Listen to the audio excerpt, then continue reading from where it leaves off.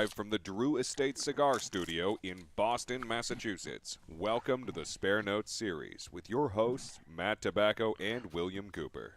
Good evening, ladies and gentlemen. Welcome to another episode of the Spare Notes series. My name is Matt Tabacco from SpokenTobacco.com, and I am joining you live from the Drew Estate. The Drew Estate Cigar Studios in Boston, Massachusetts.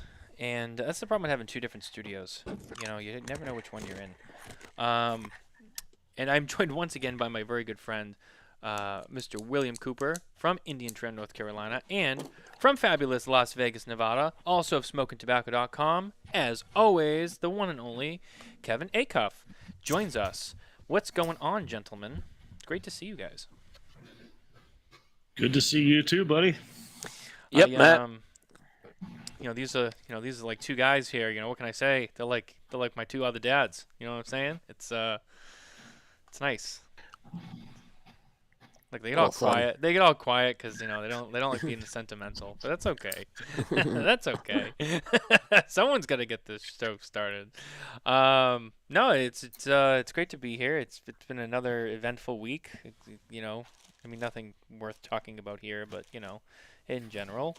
As these things are, and look forward to this. Sorry that we're starting a little bit late tonight, but I had my we had our first family outing as a family today. Well, maybe not our first, but like our first real like going out to a restaurant with the baby, and all was well until she had her first. Everyone's been like, "Oh, has she done the blowout yet?" Where like it just goes everywhere outside the diaper, and I'm like, "No, we've been good." She's had kind of.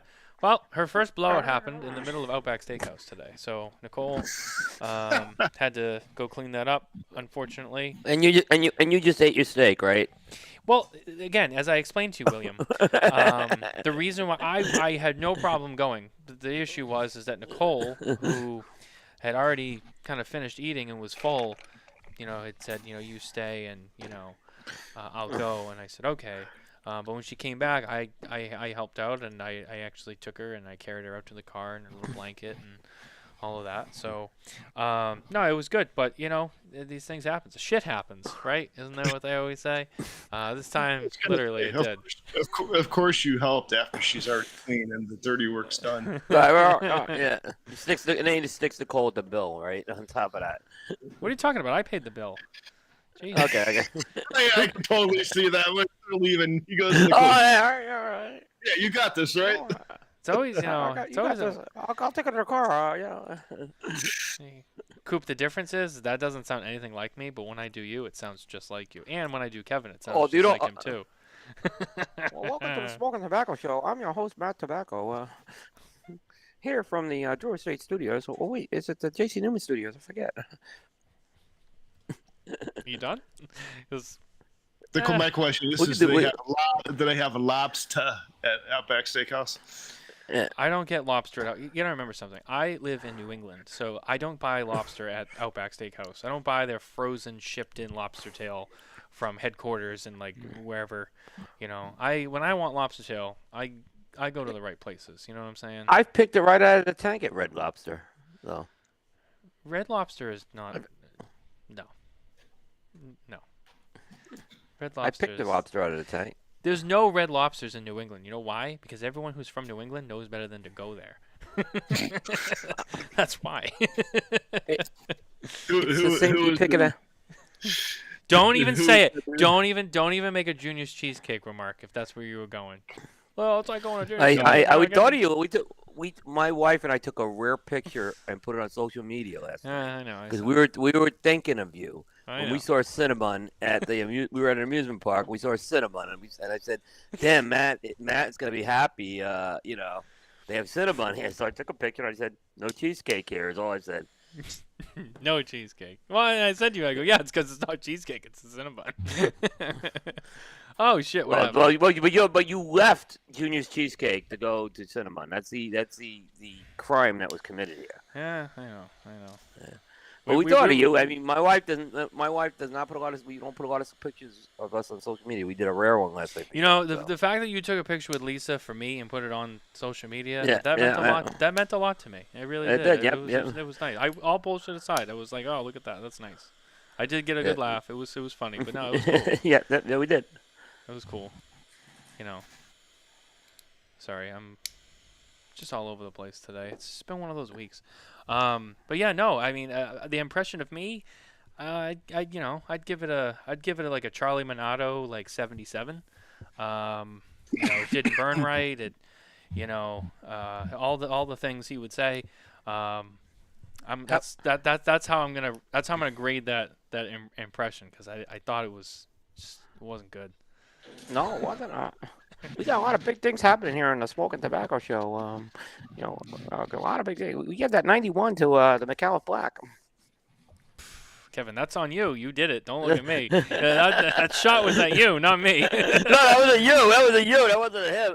Why would it be at me? I didn't do the review. It was him. He wasn't taking a shot at the review. Every time the cigar comes up, you say, it rated 91 on Smoke and Tobacco. Well, not for nothing. Yeah, but not for nothing, Coop. But they're a sponsor, so when I do the McAuliffe ad, like that's. I'm bucked right you. It was just, I don't know, it flowed out of my tongue easy. If I wanted to do you, all I had to be like, we got a big secret. Alan Rubin, him and his comments, I shouldn't get into it as far as that goes, Well, we have a really big guest, but I'm not gonna say who it is, but it's gonna be Steve Saka, and that was the classic the other night. I'm not gonna tell who it is, but it's Steve Saka. He just can't keep a secret. I'm laughing my head off. We don't leave Kevin. I almost drove off the road because I was listening to you guys driving back from my final leg of the trip, and you did. I'm like, he's gonna blow it. I didn't know what it was, but I said he's gonna spill the beans on it. He did. He did. Like, to be fair, it wasn't my fault. It was Nicole's fault. She's the one that said too much. She's like, oh, he's a really big guy, and I'm like, guy, how's he gonna fit here? So to be fair, it was Steve Saka at that point. Wait, what happened? No, I did not know. I didn't see. Like, I didn't real. Once they said it, I figured out, okay, that's what Nicole meant. But I did not know it was Steve Saka. I'm like, who's this big guest he's got coming up? Like, Carney? Like, I thought maybe Carney. I picked up on it right away. Carney's next week. Carney actually was funny, and this actually didn't. The planning didn't happen until actually after that happened on the show, because Carney texted me like yesterday or maybe Thursday. And was like, hey, I'm going to be in Mass next week, so I'll come over and we'll do the show. And I was like, oh, yeah. So actually, Carney will be in studio next week here with me. So, yeah, which that didn't know until after that other thing happened. But Steve, Steve had to reschedule because he had, sorry, I got to fix my camera here. Steve had to reschedule because he was scheduled to come on the same night that he did like that last like Summer of Soccer thing with Abe. And so I was like, yeah, no problem. Don't worry about it. I mean, I knew that was a big deal, and I'm like, yeah, that's fine. And he gave me plenty of notice, so it was all good. But we were emailing. He was like, hey, he's like, aren't you like nearby, like in Massachusetts or whatever? And I'm like, yeah. And he was like, yeah. He's like, if you want, like, I mean, I'll come over and like do it in the studio. And I was like, oh, all right. And I'm like, yeah, I've never had anyone other than Carney, who's more like family to me. I'm like, yeah, I've never actually had someone come to my house and be in person with me. So I'm like, oh, that's okay. And it wasn't like I wouldn't do it. I was just like, oh, like I've never really thought about it because I've never really done it. So I'm like, okay, well, yeah, let me talk to Nicole. Let me think about it. So I'm like, oh, so Steve's willing to come here to my abode to do the show with me. So I might have to do it just so I can say Steve was here. And Steve and Carney are the only people who've ever been in my studio with me. I've only had three. I've only had three people come over in the last 6 years. So. Who? And first was Scott Weeks. Okay. Of Recluse Cigars, and he lives in the area. The second was a guy by the name of Ryan Frailing. He was with a company called Island Lifestyle Importers. They were doing the Tommy Bahama accessories and some cigars for a while, and he was in town. And then the third was Kevin Schweitzer of Rockefeller Cigars, who was in town. Ah, very cool. Very cool. Yeah, but I kind of live out of the way. Like, I live in the southeast part of the region, and the airport's in, like, the northwest part of the region. So not a lot of people want to come out my way. It's kind of completely off the path. So occasionally, it will work out. I actually, but most of the time it doesn't work out to come out towards me because everyone stays up by the airport when they come into town. Yeah. Yeah, and I'm in Watertown, which is just outside of Boston. Yeah. So anyone who goes to Boston, I'm pretty close to, but there's also not Yeah. a lot of like shops and stuff around me, so no one's really Right. hanging out here. Now, Nicole and I will be moving to New Hampshire pretty soon, and when we do, we'll be closer to like Twins, Two Guys, Castro's, everybody up there. And so I don't know, maybe more people will come by then. Plus, I'm also gonna have a bigger area to do my show when we do, so we'll have a bigger studio space, and it'll be a little bit more. Palatial. Not only that, but it'll be a little bit more. It'll be more guest host worthy. Like I do this like downstairs in the garage, which is fine for me. But like to have people over and like hang out, it's not really like the coziest place. But I make it work. I get my show done. Well, yeah. When Kevin was over, Kevin Schweitzer. I didn't even have the right chairs. I mean, but he was a good sport anyway. We were using folding. Now I got like real chairs in here and everything. So. Yeah.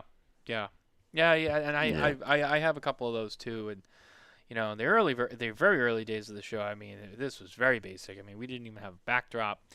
We had a table, we had folding chairs. I mean, we've still come a long way, but we're still evolving as a studio. Well, Matt, you've been in my lounge. You know how cozy it is in here. So I have been to the ACOP residence. The table, it definitely. I could get maybe one other person in here, and it would be tight. Mm-hmm. My problem is the space is here. I don't have a smoke eating system to have really more than 2 people. Yeah. It just won't. That's the problem I have, and I don't have enough to invest in that. I don't have enough people over enough to justify spending that kind of money to really amp up the smoke eating system. So I got 2 Rabbit Air A3s that don't run until like the end of October because I can leave the door. Well, maybe a couple more weeks. I don't know. There might be a few, but usually by the time I get to mid to late October, I got to start closing the door and keeping the heat on, because it gets really cold. And then I have 2 Rabbit Air A3s. I got one here and then I got one over there. And with the 2 running, I've had 4 people out here smoking at one time, and it was good, but I mean it was probably at its max. But it's ideal like fan. 2 or 3. Ideal is 2 or 3, really. I've got a 750 CFM exhaust fan in here and a Rabbit Air. I mean, pretty much like you, I can get 4, maybe 5 comfortably. If you get more than that, it starts to get smoky. Yeah. The Rabbit Air is great. I mean, when I'm by myself, it's like you wouldn't even know there was smoke out here. With me and Nicole, well, pretty much the same. Once there's a third person, it's pretty clean. But, it'll get a little hazy after a while, and then maybe I'll open the door, let the smoke out, close it, and let the heat fill back up. 4, I can do it, but long period, like if we're in here for like 1 cigar, like it's not bad. But if like we're out here for like 6 hours, like on a Friday night or something, we're just out here all night. You gotta vent it out here and there, just to kind of give the machines a break. But then after that, like just it won't even do shit. So it's the only thing I hate about these cold weather regions. Why couldn't we all just live in Florida? Barb and I will be there soon. Yeah. I'll be there in November. Yeah, we'll be there in November, and then we're planning. We've probably got about another year and a half, and then we'll be Florida. We'll be 6 months in Florida and 6 months in North City, Ohio. So. Oh, there you go. I see Mitchell's here with us. Mitchell's watching. Hello, Mitchell. Hey, Mitchell. Barbara's here with us. Carlito's here with us. Paul DeGrocco. Mike's here with us from Opus X Society. We have Jay Davis was there with us. We got a lot of people here with us tonight, so thank you everyone for being here, and I appreciate you. And again, sorry for the delay, but like I said, I was out and about, and I just kind of had my hands full and just need a little bit more time. But we're here now. We're live. Let's talk about what we're smoking tonight, how we're lighting it. As always, our accessories of all kinds are brought to you by ST Dupont. Be exceptional. I am using the amazing new Defi Extreme. twin torch lighter. This thing's badass. I'm telling you. This is great. This thing, I Coop's got one. Les. Yeah, I messaged Les how great this thing is. I got the white. You got the blue. Double flame lighter. This beautiful thing, nice. This thing is really cool. This matte red with the. Is that a Maxi Jet, or is that the Or is that the Mega Jet? It's the Mega Jet. Ooh, the Mega Jet. Those are cool. Yeah. Nicole has a copper one right here. The flame on this thing is so freaking cool. This flat flame. It's wild. It really is. We've been seeing holds a lot of fuel. Yeah. No, sorry, Coop. What were you gonna say? I interrupted you. I'm sorry. You finish.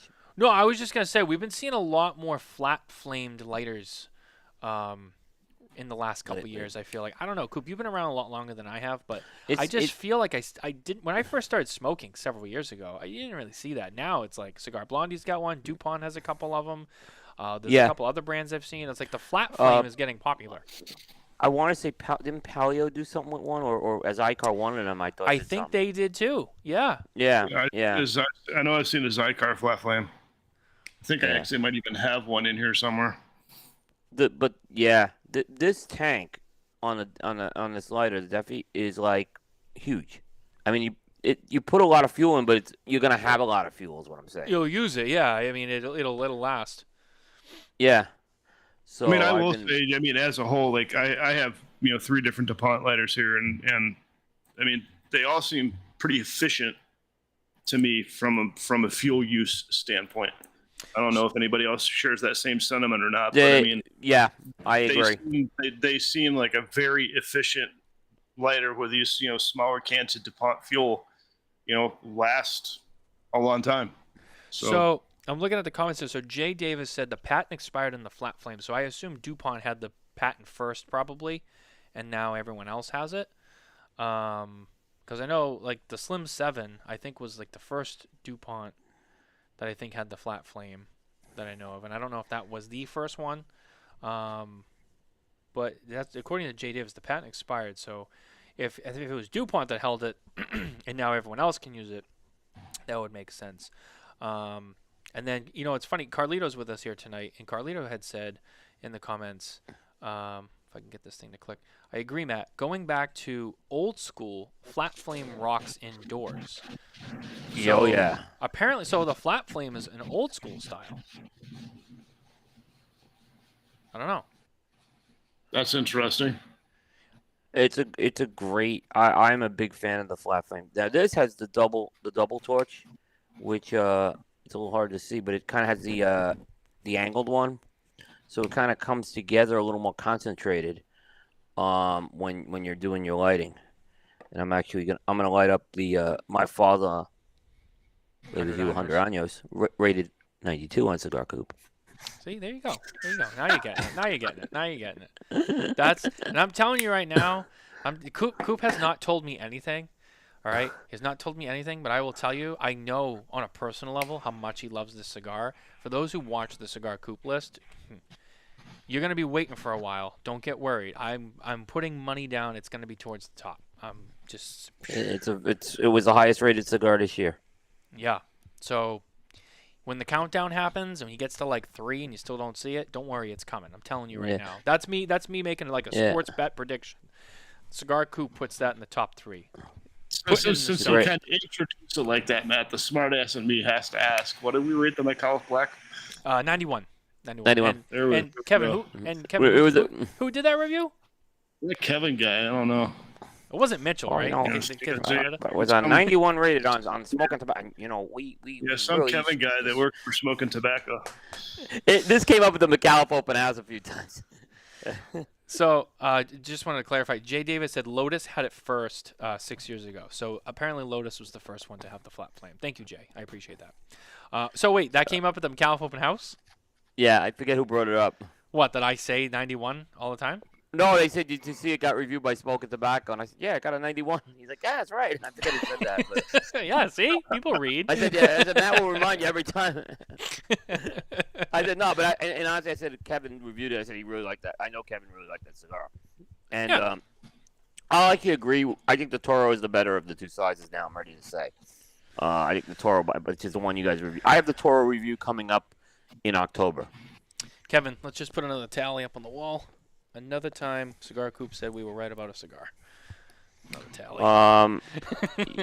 As far as that goes. I said Kevin was right about the cigar, not you. I said it to you as well. I was like, I think the Toro's better, and you're like, oh, all right, we'll see. And now you're like, oh, you're right. The Russo's a very good cigar too. I'm not knocking the No, Russo. I agree. They're both really good. I just think that the Toro performs a little bit better, and I think that the flavor complexity is just, I don't know. It's the Toro for me was just more well-rounded. It develops slow. I mean, for me, it just develops slower, so you just get more of appreciation of the complexity of it. Yeah. Yeah. I am smoking an Atabay tonight. There was one out here, and I said, "Ooh, what is that doing out here?" And I was like, "I'm just gonna smoke that now." So I have an Atabay with me. And Kevin, I noticed that you're smoking what looks like an H99. It is an H99. Yeah, Kevin's got taste. I haven't smoked one. It's been a while since I've smoked one of these. These have been listen, you know I'm a Lancero hater. I read the review. It was a great review. Nice job. Thank you. Yeah, thank you. I'm not a Lancero hater. I'm tough on Lanceros. Honestly, I'm not. I've given Lancero cigar of the year. So I'm not. I have a reputation for being a Lancero hater, but I don't hate Lanceros. That H99, which I've been a little tough on that blend. It's really, the Phineas gauge is fantastic. That Lancero. Oh, absolutely. That is by far. I mean, that thing is outstanding. Yeah. I am not in. I know, like, there are people who love that cigar. I haven't been in love with the H99, but the Lancero is really good. I have a couple of them, and I don't think I've smoked them yet. I can't remember. I don't think I have, but I have a couple, and I read the review, and I was like, I gotta go smoke one now because I gotta know. Yeah. I gotta know how accurate this is. It's ineligible for the year-end list though for me. Is it because it's so limited with its? Because it was event. It's event only. Yeah. Yeah. We don't. It was. You had it yet, so we don't count that. Yeah. Yeah. Barbara and I each have one each of those left, so it'll be a special occasion smoke for sure. Yeah. They really did a good job. I mean, I was shocked how well it performed in the Lancero. I was just completely shocked. Barbara said, "Of course he has taste. He married me, didn't he?" Damn straight. That's right. Right. You know, my rock. Kevin's always got his wife in the crowd cheering him on. Yay! When my wife shows up, it's usually to be like, "Hold on, oh, Matt did something," and I'm like, "Oh, here we go." Just want it usually is the case.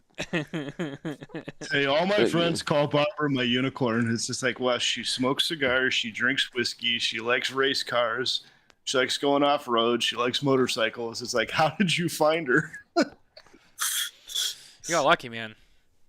Matt Ty, Lanceros are tough to get right. When they're good, they really sing. I like that. But they're very hard to get right. Yeah. They're very hard to get right, yes. That's the problem.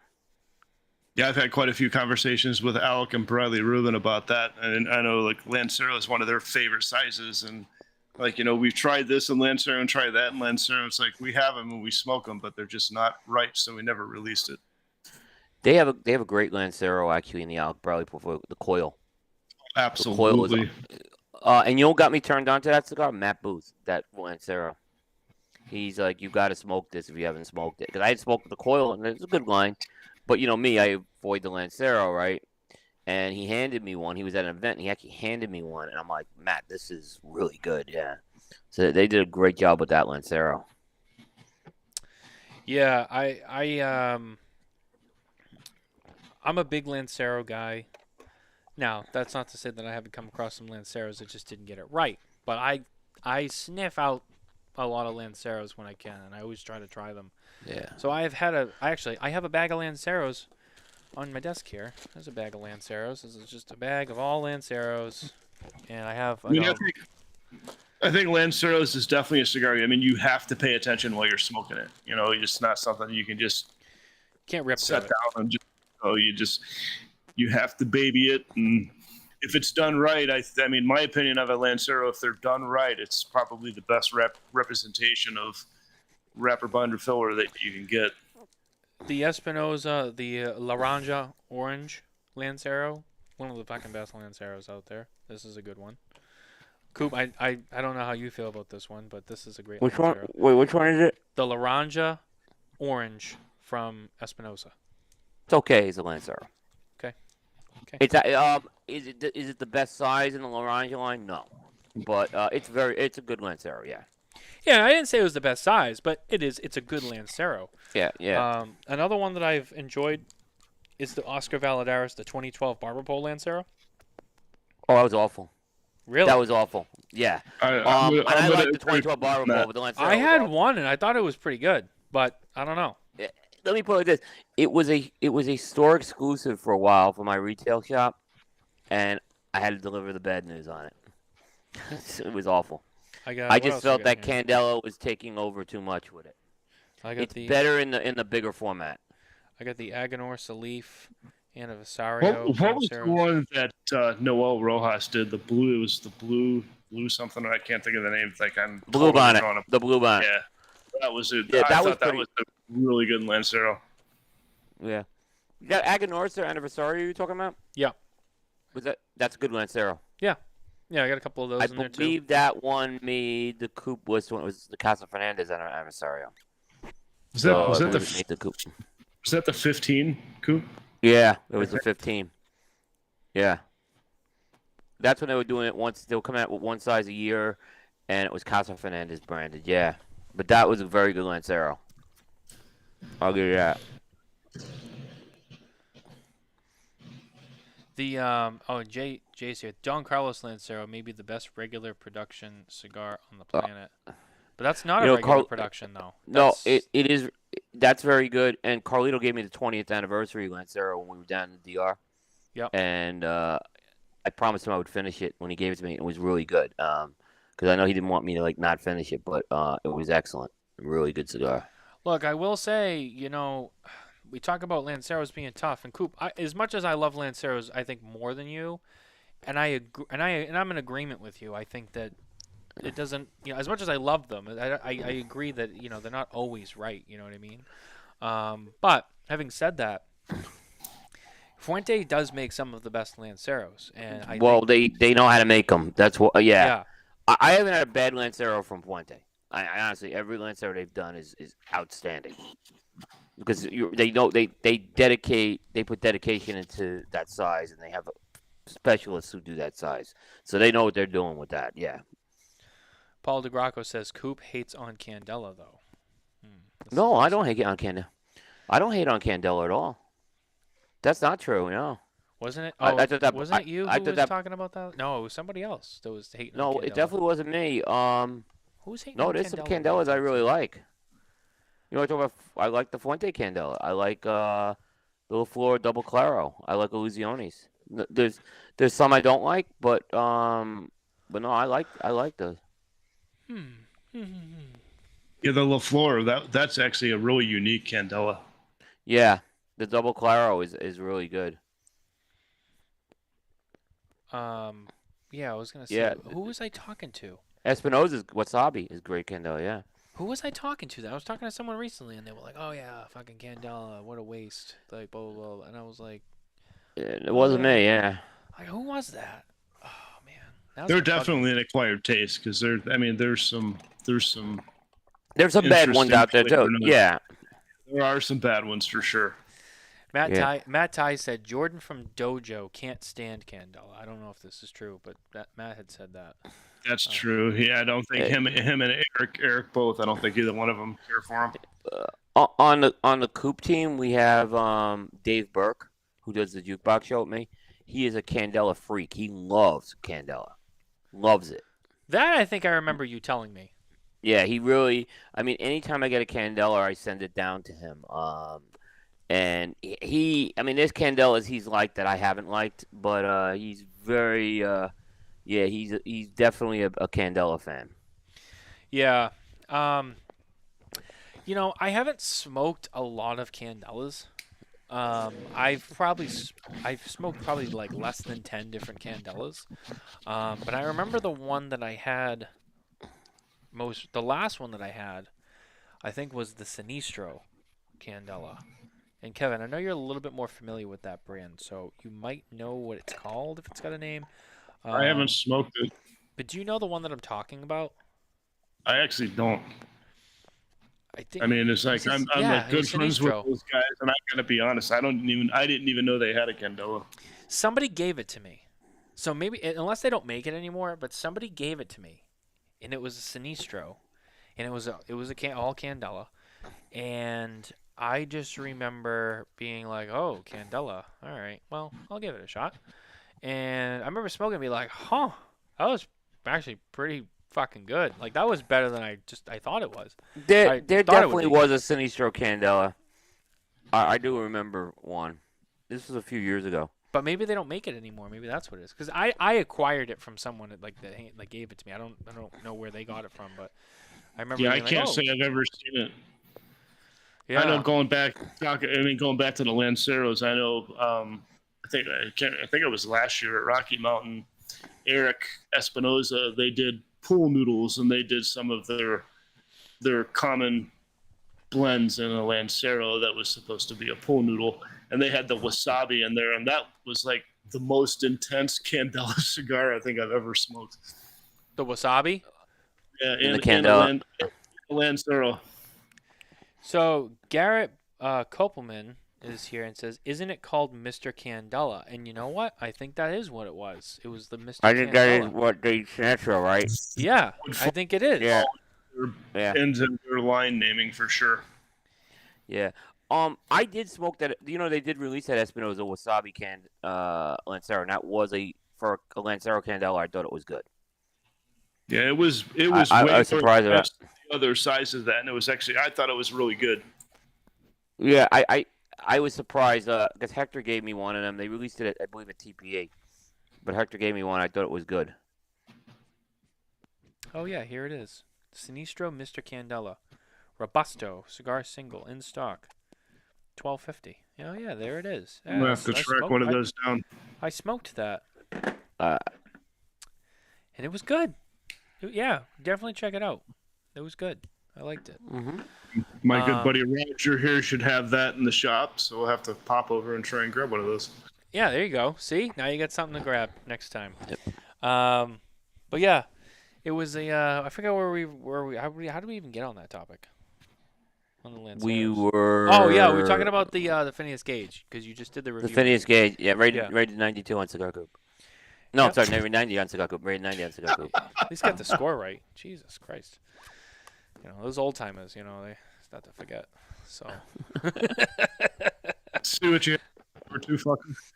Yeah, it's that's funny. I like, Coop. Coop came out. I was gonna be nice to Coop tonight. I was like really excited he was here. He came right out of the gate making fun of me. So I'm like, you know what? I'm taking the gloves off, man. As far as that goes. What is Paul said, I saw a guy wearing an El Wednesday t-shirt today at Disney. I had to stop him and chat with him. That sounds like a Paul DeGracco thing to do. Oh yeah. Hey man, you like cigars too? Oh man, you know what? Paul, are you ever not at Disney? Like, He took off today to go to Disney. Yeah, he missed KMA today to go to Disney. Now, I am missing KMA in a couple weeks to go to Dollywood. I'm gonna be totally honest, I am, but I'm also like, I'm going away with my wife. We're not taking even the kids. We just want to go see Dollywood, so we're gonna go there and do some other stuff. So but I'm not going to Dollywood like several times a year, is what I'm saying either.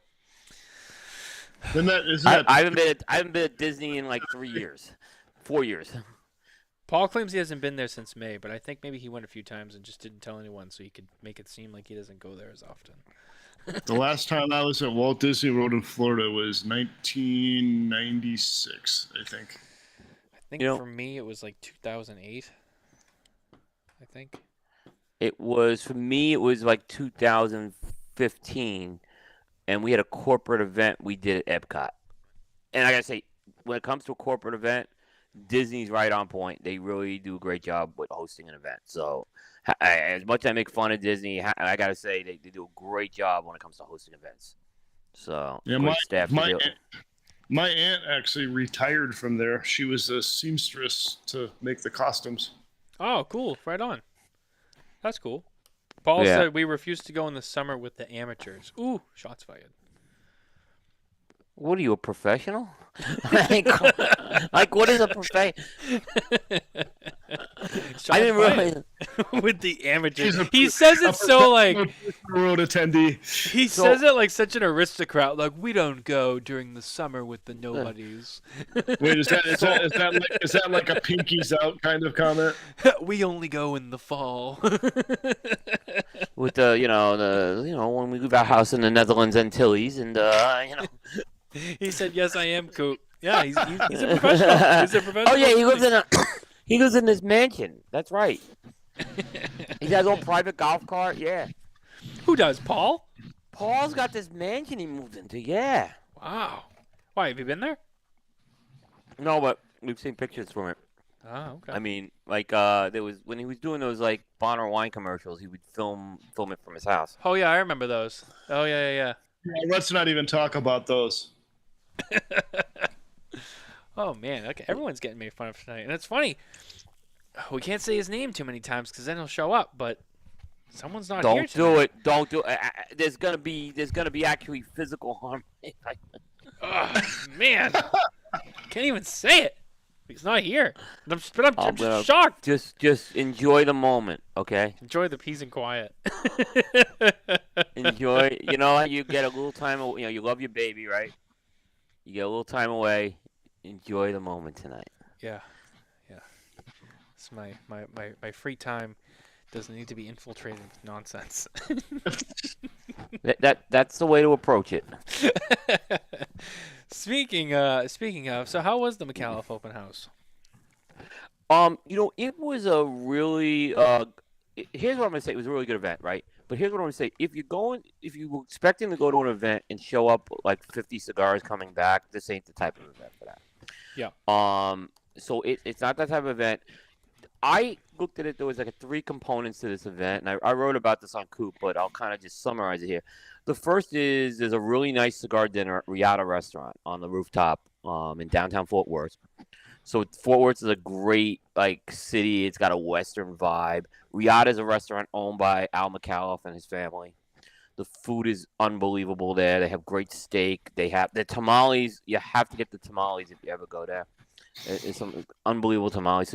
So it's a dinner where you're on the rooftop. They have some McAuliffe cigars you can smoke, and again, it's more of an interaction type thing. The second is they kind of do a cigar crawl over the weekend to various retail shops. So basically, they go to about 4 retail shops, and there's like a pop-up event there. And again, you could go there. They don't make you buy McAuliffe. You can buy whatever you want. You can smoke whatever you want. And again, I see a lot of the ambassadors who, they meet each other online. It's a great place for them to interact and get to know each other. And then the third thing is the actual open house event itself, which is held at McAuliffe headquarters. So they open up the warehouse, similar to what they do, Kevin, at Lazona Palooza. So there's food, there's drink, there's games. They give you a tour of the facility. Just a really and Riata caters the event. So you're getting more Riata food that night too. So nice. So it's one of these events, and like I said, I think the vibe of Fort Worth is really cool because Dallas is much more cosmopolitan. It's like more like a city that we're used to. But Fort Worth, they call it where the West begins, or the gateway to the West. So it's got a little bit of that cowboy feel to it. So it's just a great setting. And then where they are is in Weatherford, which is about 25 minutes west of Fort Worth. And it's in kind of this small Americana type of town. I like the event a lot. Like I said, I'm not looking for an event to go get 50 cigars. But what's great is the McAuliffe team interacts the whole weekend. They bring everyone out there. The whole sales team's out there. All the staff people were there.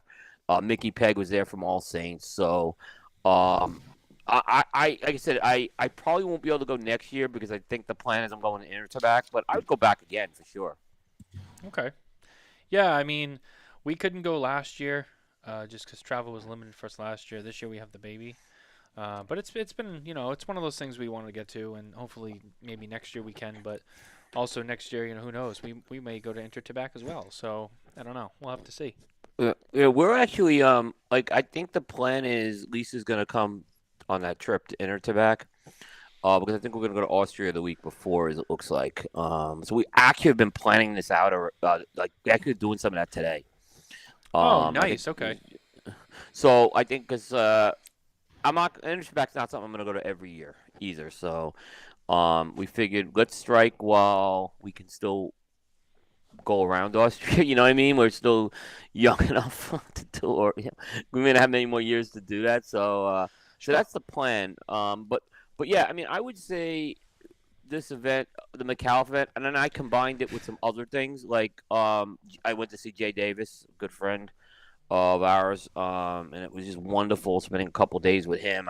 Every time I see him, we're busy at PCA, so this was really nice. I got to be in his store, which is I love that store. I got to see Bear, who I don't get to see him one-on-one a lot either. So I kind of put a bunch of things together with this trip, and it made it worthwhile to go. I mean, Kevin, you've been to Lizona Palooza. I'd say this has a similar vibe event. How it is, I think it's very similar. Yeah, is what I would say. Because even now at Lizona Palooza, they only do one store, but they go to Caribbean cigars, as you know. Mm-hmm. And I think that's a nice part of the trip too. So, Well, Caribbean cigars is a must if you're down there anyhow. But that's really cool that they actually include that as part of Lizona Palooza now. Yeah, Alan did a windfall business the year I was there. Alan is a good dude, so it's awesome to support that shop. Well, that's my official shop when I'm in Miami. In fact, I just walked in one night and Kevin was there. So, it's our official shop too. It's like when we go, that's the first. Well, we go there and we go to Galliano. Those are I went to Galliano with Terrence. We invited ourselves over. It's a Clutch Burger one day, and Terrence was there. So, but yeah, Alan at Caribbean. I mean, that's just. I mean, you're there. Hector's there.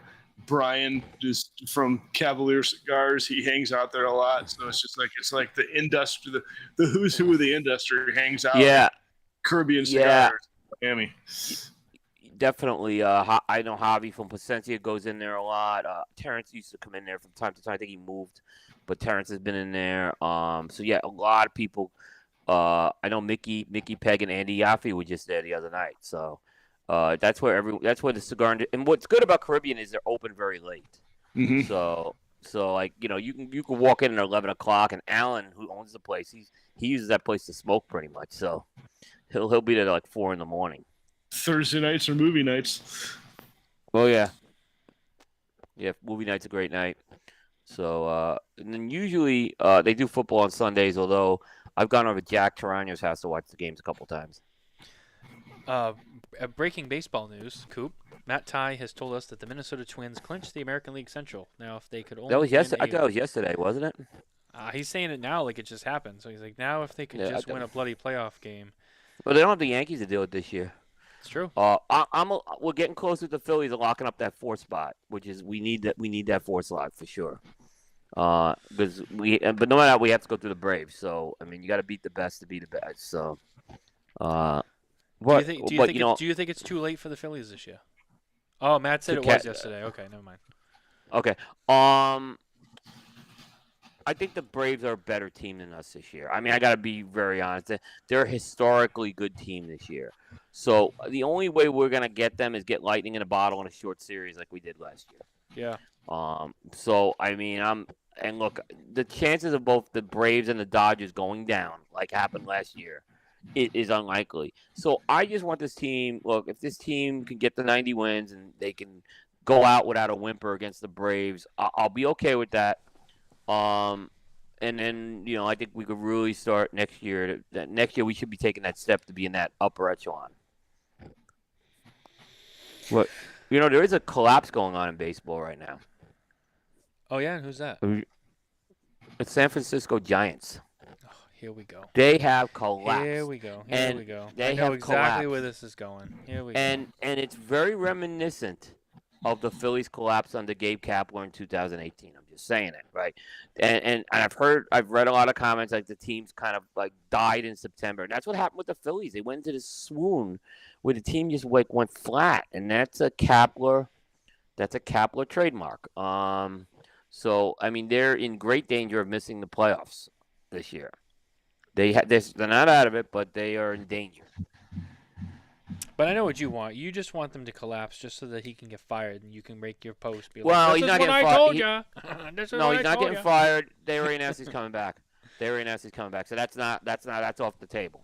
Yeah. But what I can say is it will be you guys. Everyone tells me what a great manager this guy is. This is 5 out of 6 years of not making the playoffs, and never won a playoffs. So that's I don't know where the greatness is. Is what I'm. Most managers don't get 5 of 6 years of not making the playoffs in this sport. Most managers don't last that long. So I think that 107 win season did save him for sure. He would have been gone otherwise. Time will tell. He's got next year. See if he can get it done. I just want him to win a World Series so I can be like, will you shut up now? And you can be like, well, he won a World Series, what can I can't really argue with you there, as far as that goes. I will say this, and I know, I'm always on coaches, and I've been on this coach a lot, okay? Matt LaFleur has done a very good job with Jordan Love. Oh, and you can't. This is the other one. Yeah, I forgot about him. now, the question's going to, and he has. You can't argue that, right? I don't think anyone can argue. The question I have for Matt LaFleur is the question I've had for the last 3 or 4 years with him. Can he win a big January game? That's the question, and that's what he has not been able to do. Yeah.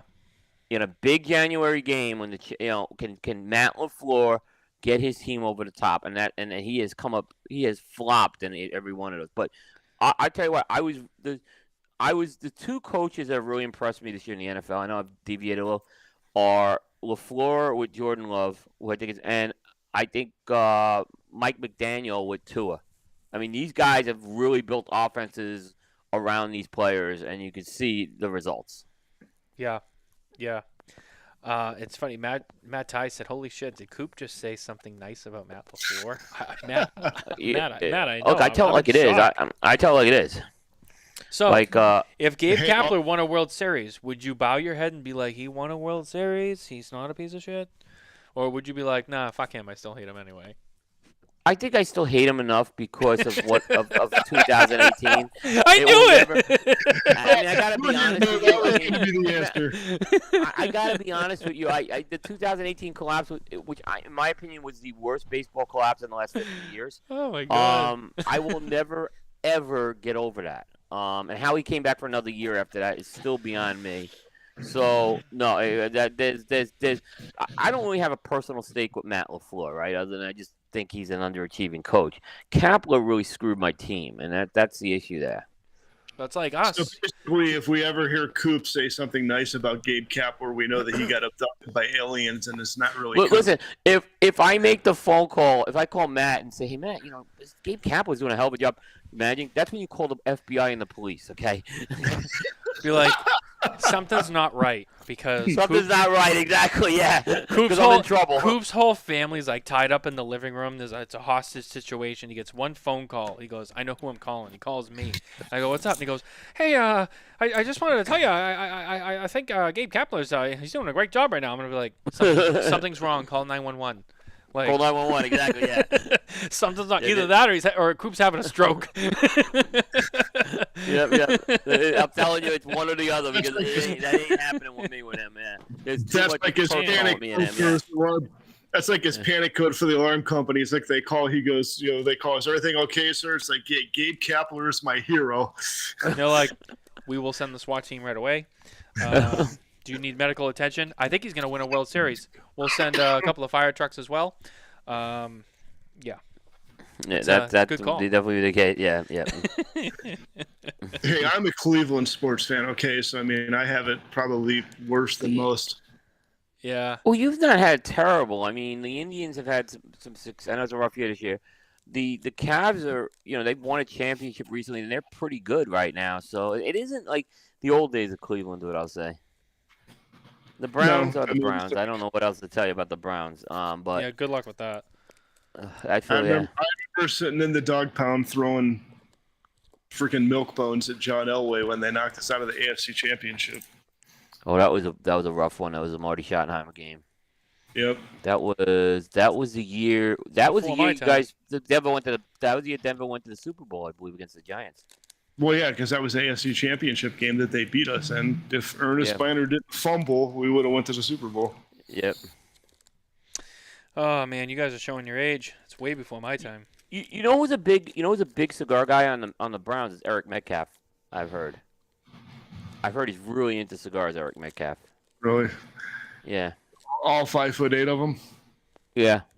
Good utility. He was a good utility player. I'll say that. But yeah. I always remember the call. Metcalf up the middle was like watching a pinball go through the middle of the line. Exactly. It's a little guy. Yeah. Trying to find my next cigar here. I think I might go to Red Meat Lovers Club. I'm gonna go with a ribeye. Yeah, I think that's the right choice. Sorry guys, don't mind me. Just trying to figure my shit out here. I forget what I was gonna say. I got all distracted now. All this good talk about Matt LaFleur. I'm blown away. I am again. When the January game comes along, I'm gonna probably have my same position. Let's see if he can manage and coach in a January because he's been awful in the playoffs.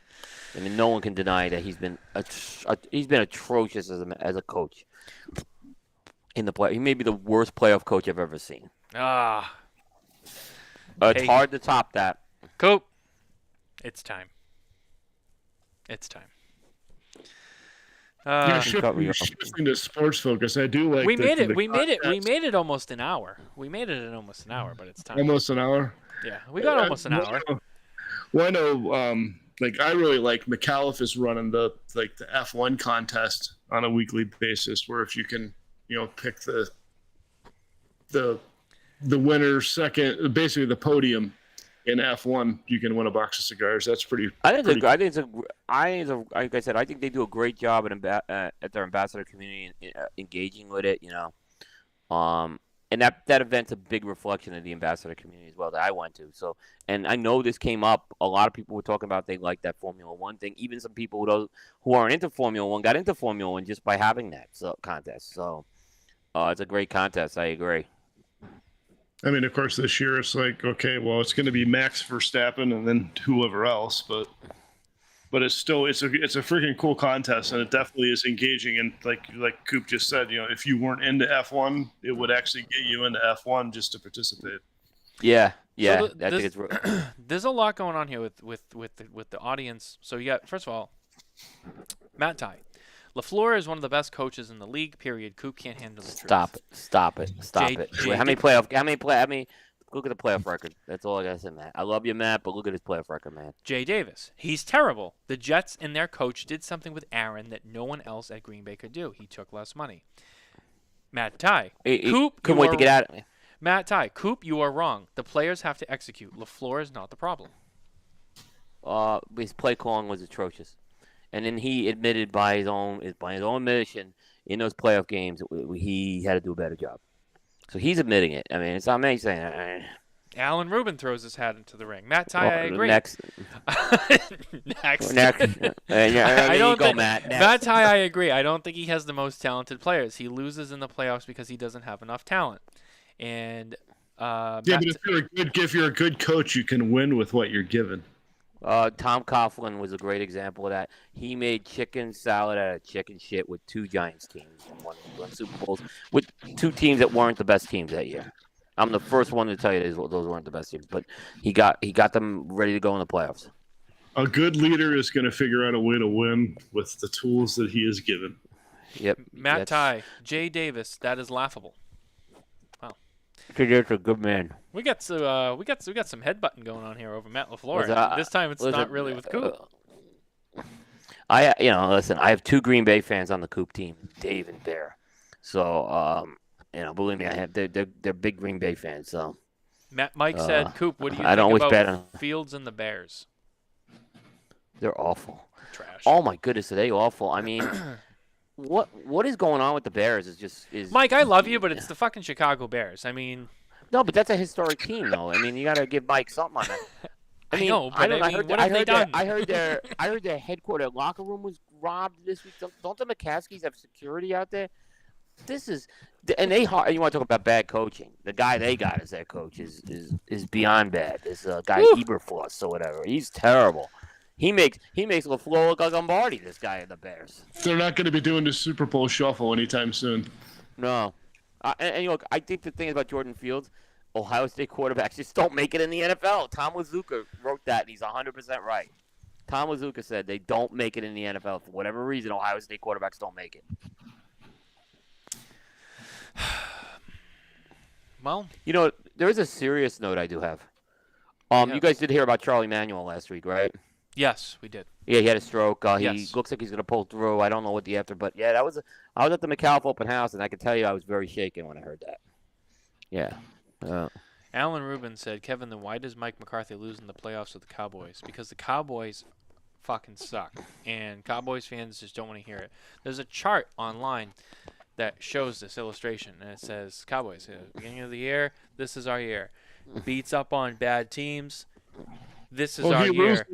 This is our year, and then it says delusion, and it goes, we are here. It's like because he doesn't know how to coach the talent that he has. I mean, there's some talent on that team. I like McCarthy. You got to utilize it. Don't worry, the Dallas Cowboys will lose in the first round of the playoffs. Don't worry. I think they're dangerous this year. Why? Because they beat I up think on a that- shitty Giants team? No, but I mean, that defense is dominant, and they have a very good offensive line. And how many teams in the league can you say have both of those things going for them right now? Probably San Francisco. There's only a few teams like that. So, that's a mark of a contender. Matt Ty said, "Here we go with the Tom Coughlin Messiah complex." Man, there's a lot going on here in the comments. You wish you had him. There's a lot going on. You wish you had him in Green Bay. You know what? If Tom Coughlin was on any of those Green Bay teams the last couple of years, would you tell me he wouldn't have some rings and bring him back to Green Bay? Oh, I'm being honest with you there. Oh, I mean, think about it if you had a coach like Coughlin on those teams. Where's Bear Duplessis right now? I need him in here. So wait a minute. So why don't we talk about the New England Patriots right now? Well, what do you have want to say? We still got more rings than all of you. So. Well, you can't. You sound like a Yankee fan now. You sound like a Yankee fan. That's because they had Tom Brady. Well, the banners are still up there. They're not going anywhere. Give Belichick. Here's what I'm gonna say. I'm gonna say something positive. Mac Jones, who I wasn't high on, and I kind of see some things in him. He's gone through 3 or 4 different offensive coordinators right now. I think it's actually 4 because there were 2 last year. Hopefully, Bill O'Brien will stabilize him, and we can see what Mac Jones is going to do. I give it a little more time. I mean, don't give up on Mac Jones. He hasn't had. Now he's got Bill O'Brien there, and hopefully Bill O'Brien will be there for a few years. My fear is that Bill O'Brien has a great year and he gets recruited back for a head coaching job. That's the fear I have with Bill. He doesn't like to stay in one place too much. Well, for me, I don't put it all on Mac Jones. Everyone always goes, "Oh, it's Mac Jones. He sucks." I don't think it's Mac Jones. I think it's, other parts of the team. I think that Mac wants to win, and I think that he can win, and win a lot. And I just think that he doesn't have a lot around him that's making that easier for him. That's my. I agree. He doesn't have what he had. I was watching week 1 against the Eagles, and it was the first half, and someone had commented on Facebook. They were like, "Oh, Mac is just dog shit. Here we go." And then literally 5 minutes later, he scored on that drive, and then I think there was an interception that they scored on, and they evened it out going into halftime. And I'm like, what are you talking about? And we lost that game, but not by much. And I have to say, I had people saying "Oh, the Eagles are gonna come in there and they're gonna steamroll." And honestly, we almost won that game against the Eagles, who everyone keeps jerking off right now. Which they have a good team, but we almost beat them. We were one bad footing away from beating that team, right? And we lost, I think, by 3? So I don't really call that a bad loss. And everyone was like, it's like, well, I don't think I agree with you. I agree with you on that, by the way. I agree. So basically, what you're saying is that close counts and horseshoes and hand grenades, and the Eagles played just good enough to not lose. Yeah. I mean, essentially what I'm saying is everyone made it sound like they were going to go into New England and they're going to eat your lunch. And I'm like, they didn't. They beat us, but they didn't, they didn't just walk in there and sit around and just collect points. I mean, they they had to work for it. I mean, I think and it's still early. I mean, tomorrow's week 3, so it's still way early in the season, and I still think there's hope for this Patriots team. I think that first few weeks, I think they still have some identity. Yeah, they have a tough division, but I think they have a little bit of an identity crisis that they're still kind of shaking off from last year, and I think that as the next few weeks unfold, they'll start to get into their groove. That's my prediction. Again, not an unreasonable prediction. Yeah, I mean, if by week 8, they got like 3 wins, it's like, all right. Yeah, I'm like, all right. But like right now, I think that they still have a chance to turn it really around. But is this a Super Bowl team? No. But I think they walk away with a winning record. I think it's just early. I mean, you play Eagles week 1. I mean, Eagles was a really fucking good team. I didn't expect to win, but we also came close. And then who we play last week? The Dolphins. I mean, Dolphins, like we just said, Tua, and they got a good team. The Dolphins are, if they stay healthy, they're a good team. Yeah. Yeah, they're looking good this year. It's like I mean, I can't believe watching Cleveland completely shit the bed against Pittsburgh on Monday night. And who are we even playing tomorrow? I don't even know. You're playing the Jets. Are we? Yeah. There's a big back Zach movement going on with the Jets right now. So, well, I think that we should be able to beat Zach Wilson. You should. I think tomorrow we beat the Jets. So where do we play? We play in MetLife. Oh, I think we can beat. I've stopped watching the Giants in case people haven't heard this. By the way, I haven't given up on the Giants, but I'm not. I decided not to order an NFL Sunday ticket this year, or Amazon or anything like that. I'm just, if the games are on, I'll catch it, but I'm not. I can't. It's just I can't watch them anymore. I just can't invest in it anymore. I'd rather give that money to charity than watch that team. Kevin O'Connor, this Sunday could be Belichick's Waterloo. Come on. This guy's 6 championships, 9 Super Bowls he's been to. Yeah. Against Zach Wilson? He could. Look, the Jets have. Look, I'll say this, the Jets. If the Jets defense plays like they did against Dallas, the Jets defense was awful against Dallas. It's gonna be a very good day for Belichick. If the Jets defense shows up and plays like how everyone thinks they're gonna play, it's gonna be a tough game. Yeah. They were not making tackles. The Jets were not making tackles. I didn't see that game. I watched the replay of that game. But I didn't. But what I heard the announcers saying, and these were the Jet announcers, like they were talking about all the missed tackles by the Jets.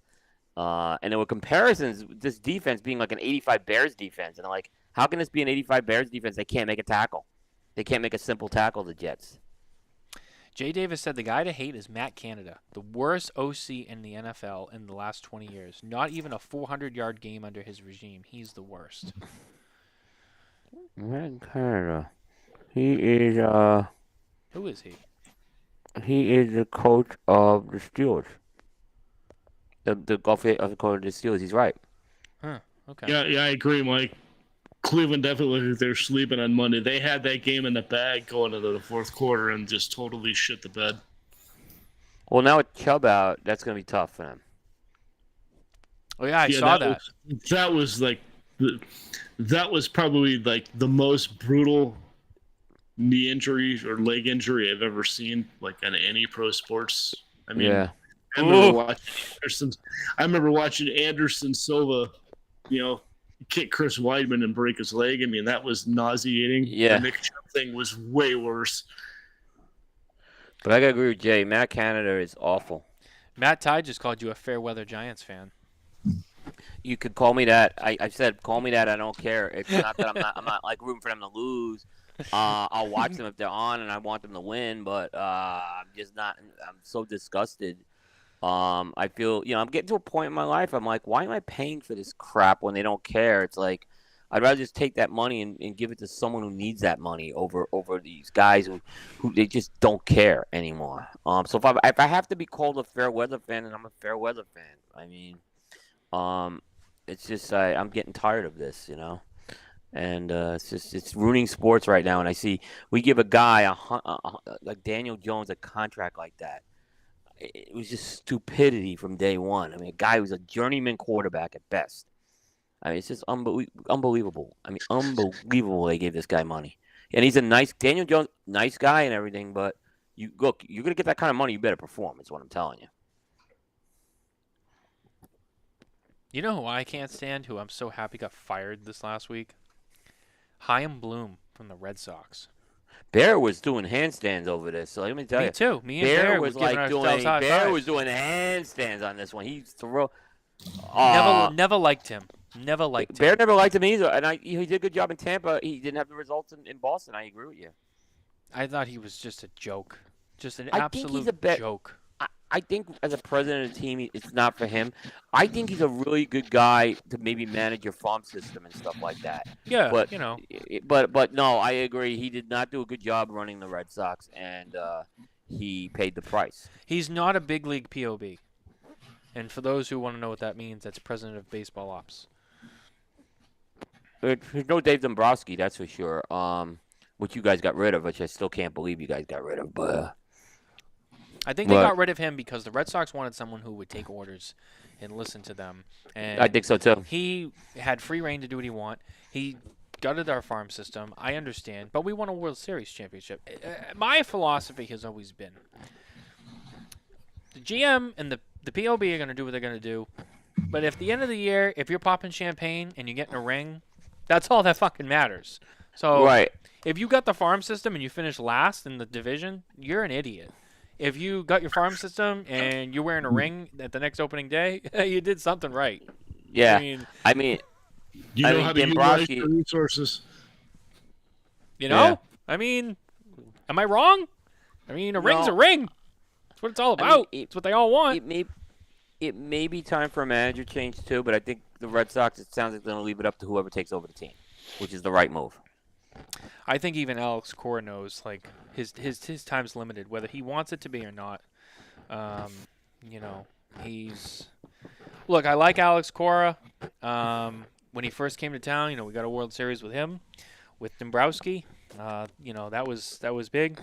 I think ever since the Astros thing, bled over to his time with the Red Sox and the year off, I think that just...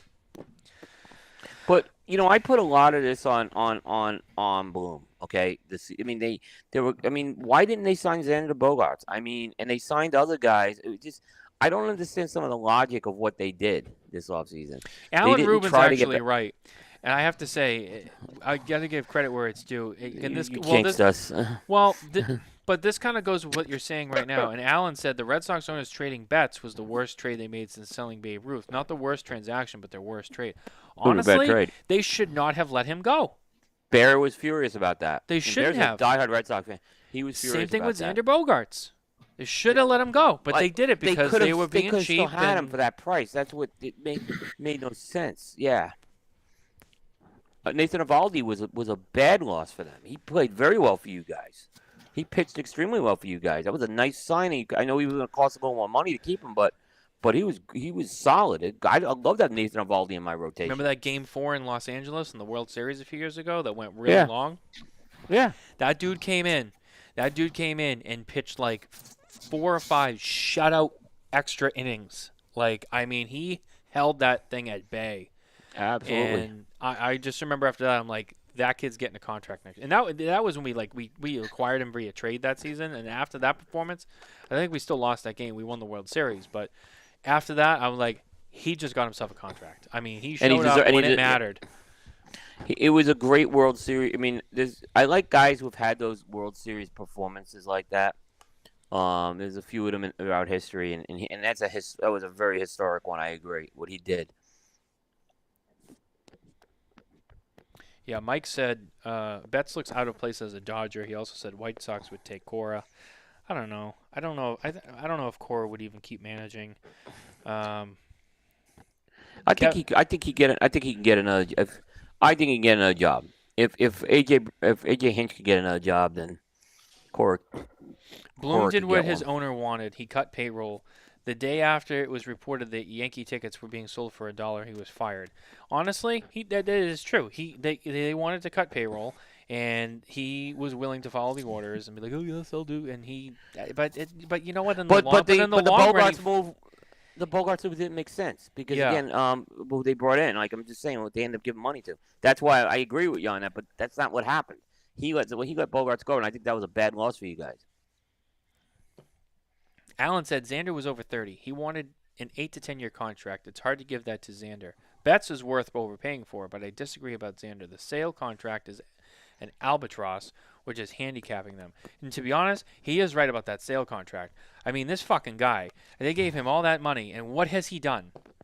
Other than get Tommy John and go do rehab and come back in, and then I gotta sit back down again. Like he brought him in to be this like top tier ace, like Andy Pettitte and all these other greats. And what has he done? Like, yeah, he won a World Series, but barely.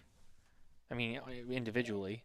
Like, when's the last time he came? Oh, fucking Sale's on the mound tonight. Oh boy, I'm afraid. Like, they gotta get rid of him. That's just money down the drain.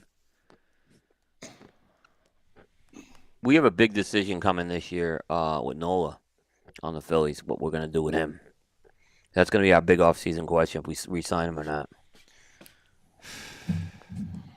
I agree. It's a big, big decision. So what I would say is if Dombrowski is not going to give him the money, what is plan B? Because all it says, our rotation is going to be – we have a very good – I feel really good with our rotation going into the playoffs. I'm a little more worried about our bullpen, but I feel good about our starters right now. Yeah, that they can deliver. So, I feel we have really good starting pitching with the Phillies right now. So, I'm mixed. I'm a little on the fence what to do with Nola, to be honest with you, because he's gonna want a lot of money, and someone's gonna give it to him.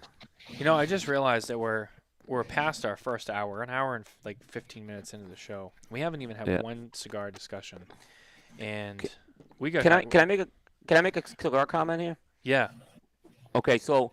We had Luigi. We beat up on poor Luigi last week. Okay. Okay. And a lot of it was justified, but Luigi did bring up a point when we were talking about the point about PCA promoting us. Okay, and he did point out the fact that we are on their news feed, so you can subscribe to the news feed, and they pick up our RSS feed, and you can get stuff. Now that's not really. If you want to say that's actively promoting us, that's kind of a double-edged sword, but nonetheless, I think Luigi is owed an apology. It's not the way I'd like to be promoted, I'll just say, but Luigi, who was a very good sport on a lot of this, by the way, because I beat him up pretty good. I agree. So Luigi deserves, and you showed me the comments after I said he's owed an apology. So Luigi, I do apologize to you. It's true. So we got to call it out there. We got to call a spade like a spade. I do think the PC, like, I would like the PCA to be promoting our stuff a little more proactively, and I'll give you a good example. Like this week, I got a comment back on the story I put up on the Pennsylvania thing, and the comment was, "Hey, can you boldface the call to action?" And my response back was, "I'll do it. Yes, I'll do it, but can you guys promote my thing on the social media pages?" Which they ended up doing. So, I'm just saying that I do want them to do a little more because I was explaining to them, it improves our reach. You'll reach by sharing it. They'll reach people that maybe I'm not reaching, is what I'm saying. So, I think they need to do a better job with that. But nonetheless, Luigi is owed an apology, and Luigi, thanks again for pointing that out. I got to call it like it is there. So, some of the other stuff I don't agree with you on, but especially but I won't rehash that again. But that one I want to apologize to him on that. Yeah, well said. Well said. Yeah. I didn't want to forget that. That's why I wanted to make sure I got that in now. Yeah. Yeah. No, that's fair. And we gotta be fair. We gotta be fair on that too. Yeah. And not the ideal way I want it, but nonetheless, there is a mechanism to do it. Yes. And one of the things I'll say is, even though this interaction between you and Luigi wasn't sunshine and rainbows, we still appreciate the feedback from the audience, and that's what absolutely. Regardless I'd rather if it's make the feedback than not make the feedback. Yeah, I agree. We have to be able. Positive or negative, it's all good. Feedback is feedback, and so absolutely. And he's taking the time to do it. I said there was a lot I disagreed with him on, and we pointed out the other thing. But when the guy did because I asked him to come back with something, he did, and it should be noted, and he's got my apology on that. And thank you for the feedback. Keep doing it. That's what I'm saying. Yeah. Don't compare me to Half Wheel anymore. But yeah, that's but otherwise. Wow, we know you don't like that. Well, because it's not fair. It's not a fair comparison. Yeah, but Yeah. I think we explained a lot of that other stuff. But that one, I gotta be fair. The guy did point some stuff out. Yep. So we'll go on. Yep. Kevin, you had mentioned. Sorry, you had mentioned that you wanted to talk about the Tatuaje release. Yes. The face. I'm excited about this. I'm excited about this one. That is so cool that is coming back. One of the best monster of the original monster lines. I would say it's top 3 or top 4 for sure in my book. This one, the face. Oh, for sure. I never had the original one. When did the first one come out? 2010. Oh, it was before my time. So, a little story about the 2010. The first time I walked into Kurt Kendall's shop was in 2010.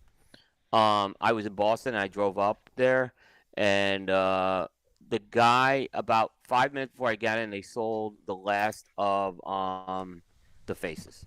They were gone. Oh, wow. And I knew they had him there, and the guy working there was a guy named Al, and it turned out Al moved to Charlotte years later, and we became friends. Right? He remembered this. He actually gave me, out of his own personal stash, a face that he had. And I was like, he said, no, this is on me, It was really kind to him. So that's always been, and I love that cigar. I mean, I haven't liked all the iterations of it afterwards. Some have been better than others, but that original one is like a great cigar, is what I'm just going to tell folks. This is a really good monster that's getting re-released this next month. Yeah, it's going to be a free for all because, I mean, as I understand it, he has there's going to be like the commonly available one and then the limited edition one with the chainsaw facing the other way.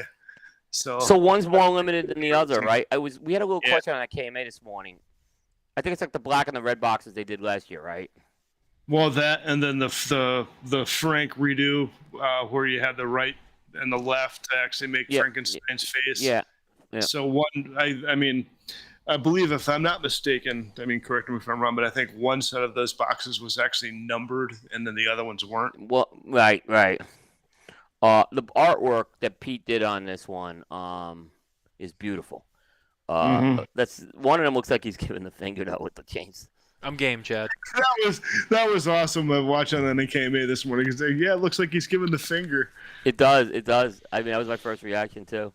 It was really, it was funny. We were at the amusement park last night, and they're doing the Halloween, theme, and they're walking around with these fake chainsaws last night, and I'm thinking about the face the whole time, like.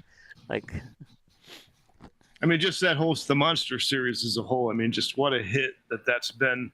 I mean, that's got to be like one of the most sought after collections in the cigar world, period. And to be able to redo it and still generate the same level of interest that you had in it from the beginning. I mean, Pete Johnson is a genius for doing that. I mean, and the cigars are good to boot. Oh, I mean, I remember when the Frank got re-released, the first time I had it, it was a little young, but it turned out to be a spectacular cigar. A few months later, did. And I bought a bunch of those. I didn't buy a box, but I bought like 8 of them, I think. And I was very happy with that one. So, is it a 10-count box? 13. Oh, it's 13. Oh, yeah, that's right, 13. So he's kind of gone to those the box he did for the Karloffs. It's kind of that same coffin type box now he's using. Mm-hmm. So there's no more dress and undress now. There's no more Unlucky 13 anymore. I mean, now Kevin, box last year had a unique. I mean, they were kind of shaped like the Wild West style coffin, but it was still, really nice. It was still just a generic. Not generic, but I mean, it was just kind of more of a standard box as opposed to like a dress box. Yeah. Do I have a question? This came up on KMA this morning, Kevin. Is it going to have the leather cutout, or is it going to have the band? I don't know. That's the part I don't know either. He hasn't shared that part yet. And I think he's kind of waiting on that. I mean, it doesn't matter to me in the end. It really doesn't matter if the cigar is the cigar. My guess is probably the more limited of the two might actually have that, but Yeah, that's a good guess, actually. I didn't think of that. Yeah. I would do it, but if it was going to be done, that's how I would do it. But who knows? Yeah. You just both the. Yeah. I want to say Jay had a Tatuaje event when I was down in Dallas. I spent some time with Jay. He had a great event, and he had a lot of rare stuff there. So Jay really had some good stuff. He pulled out some gems. If I had more room in my humidor, I probably would have really stocked up on a lot of it. But I don't have the room anymore for it, which is tough. It's just a tough time of the year to get cigars, But he had some great stuff. And Jay shared some with dinner. He shared a very limited thing with me as well. That Acacios in the coffin, which was just incredible. So, wow. Yeah, so it was if you were a Tatuaje, and there were people that came from all over to go to this event because Jay had really good stuff there. Dan Welsh from, who's the guy behind Surrogates, was there. Yeah. Yeah, so I gotta say, you know what I smoked? I smoked a J21, which I hadn't smoked in years, and what a great cigar the J21 is. So, it was a good event, really good event, and Jay did well. Hopefully, Jay made a lot of money then.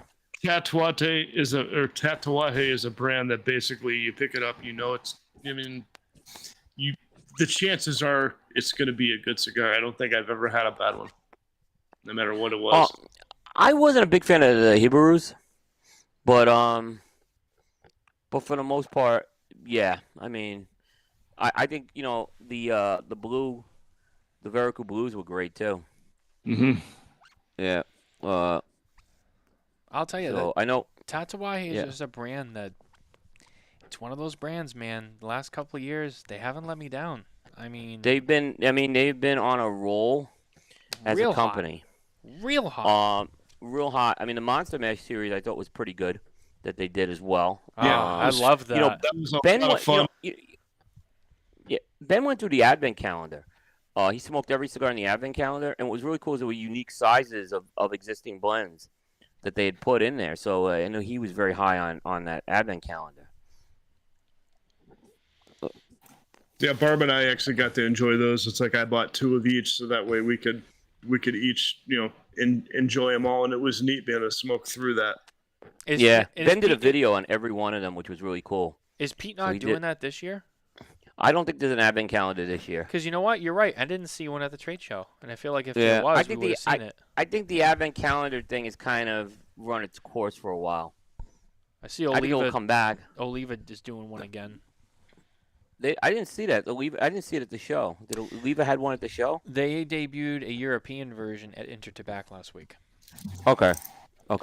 But I wonder if they're still yet to announce maybe a U.S. one that maybe they didn't show at PCA. Yeah. But they showed off one for Europe. So I don't know. By the way, a little shout out to Paul Costco, who's the Oliva rep in Texas. I got to spend some time with him as well. What a great guy. And Paul was very helpful when we, with Oliva, every year going at the booth as well. So they've always given us great support. So, so hats off to Oliva. They're doing some, 135s are smoking great right now. I have to re-review the 135 because it didn't get a great score, and it should have got a great score. It's just maybe it was that first batch wasn't what it, but I've actually gotten a lot more of those 135s since then. They're smoking great. I gotta say, I agree. I had a 135 a few weeks ago, and I was very impressed. Yeah. And Oliva, those are some great people. They really are. I mean, I'm glad you went to the booth this year too, and kind of got that. Yeah. And they were like I said, they couldn't have been more welcoming at the booth. Like this is what I tell people, they couldn't be more welcoming at the booth. That's one thing I'll just say. They were happy that someone was coming there. Yeah, I mean, we went there. You guys went there. Half Wheel went there. Yeah.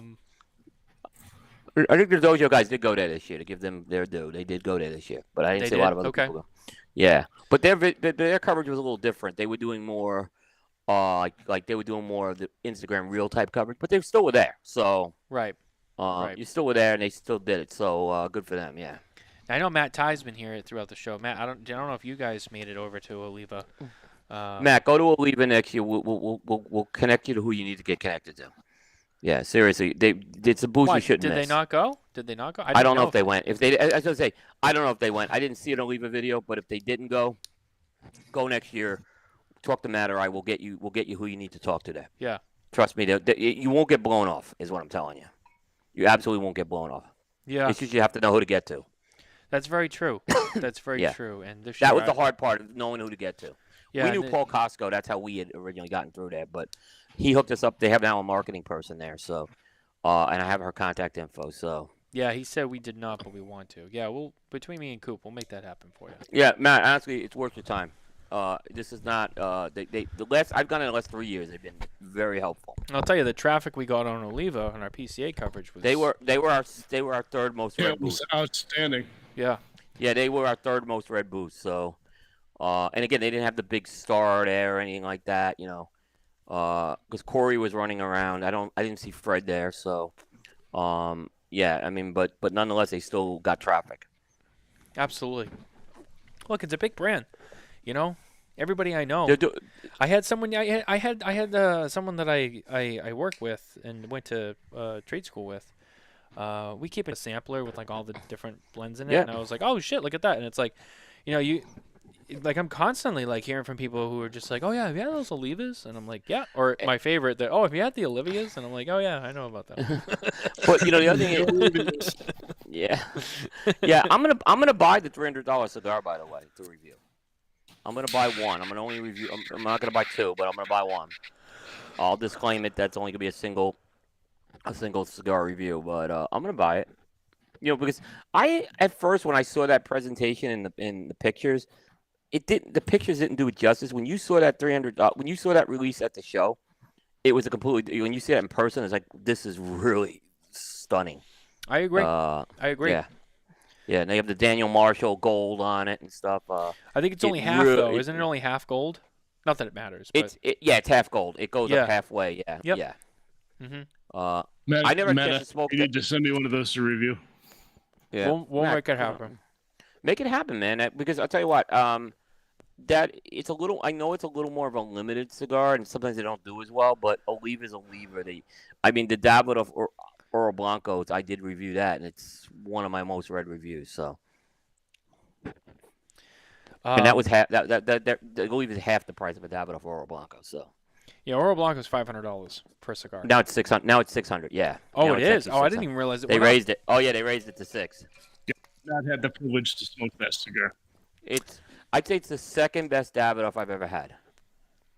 It better be. I think Year the Snake was the best, but this was right up there. Yeah. Year the Snake.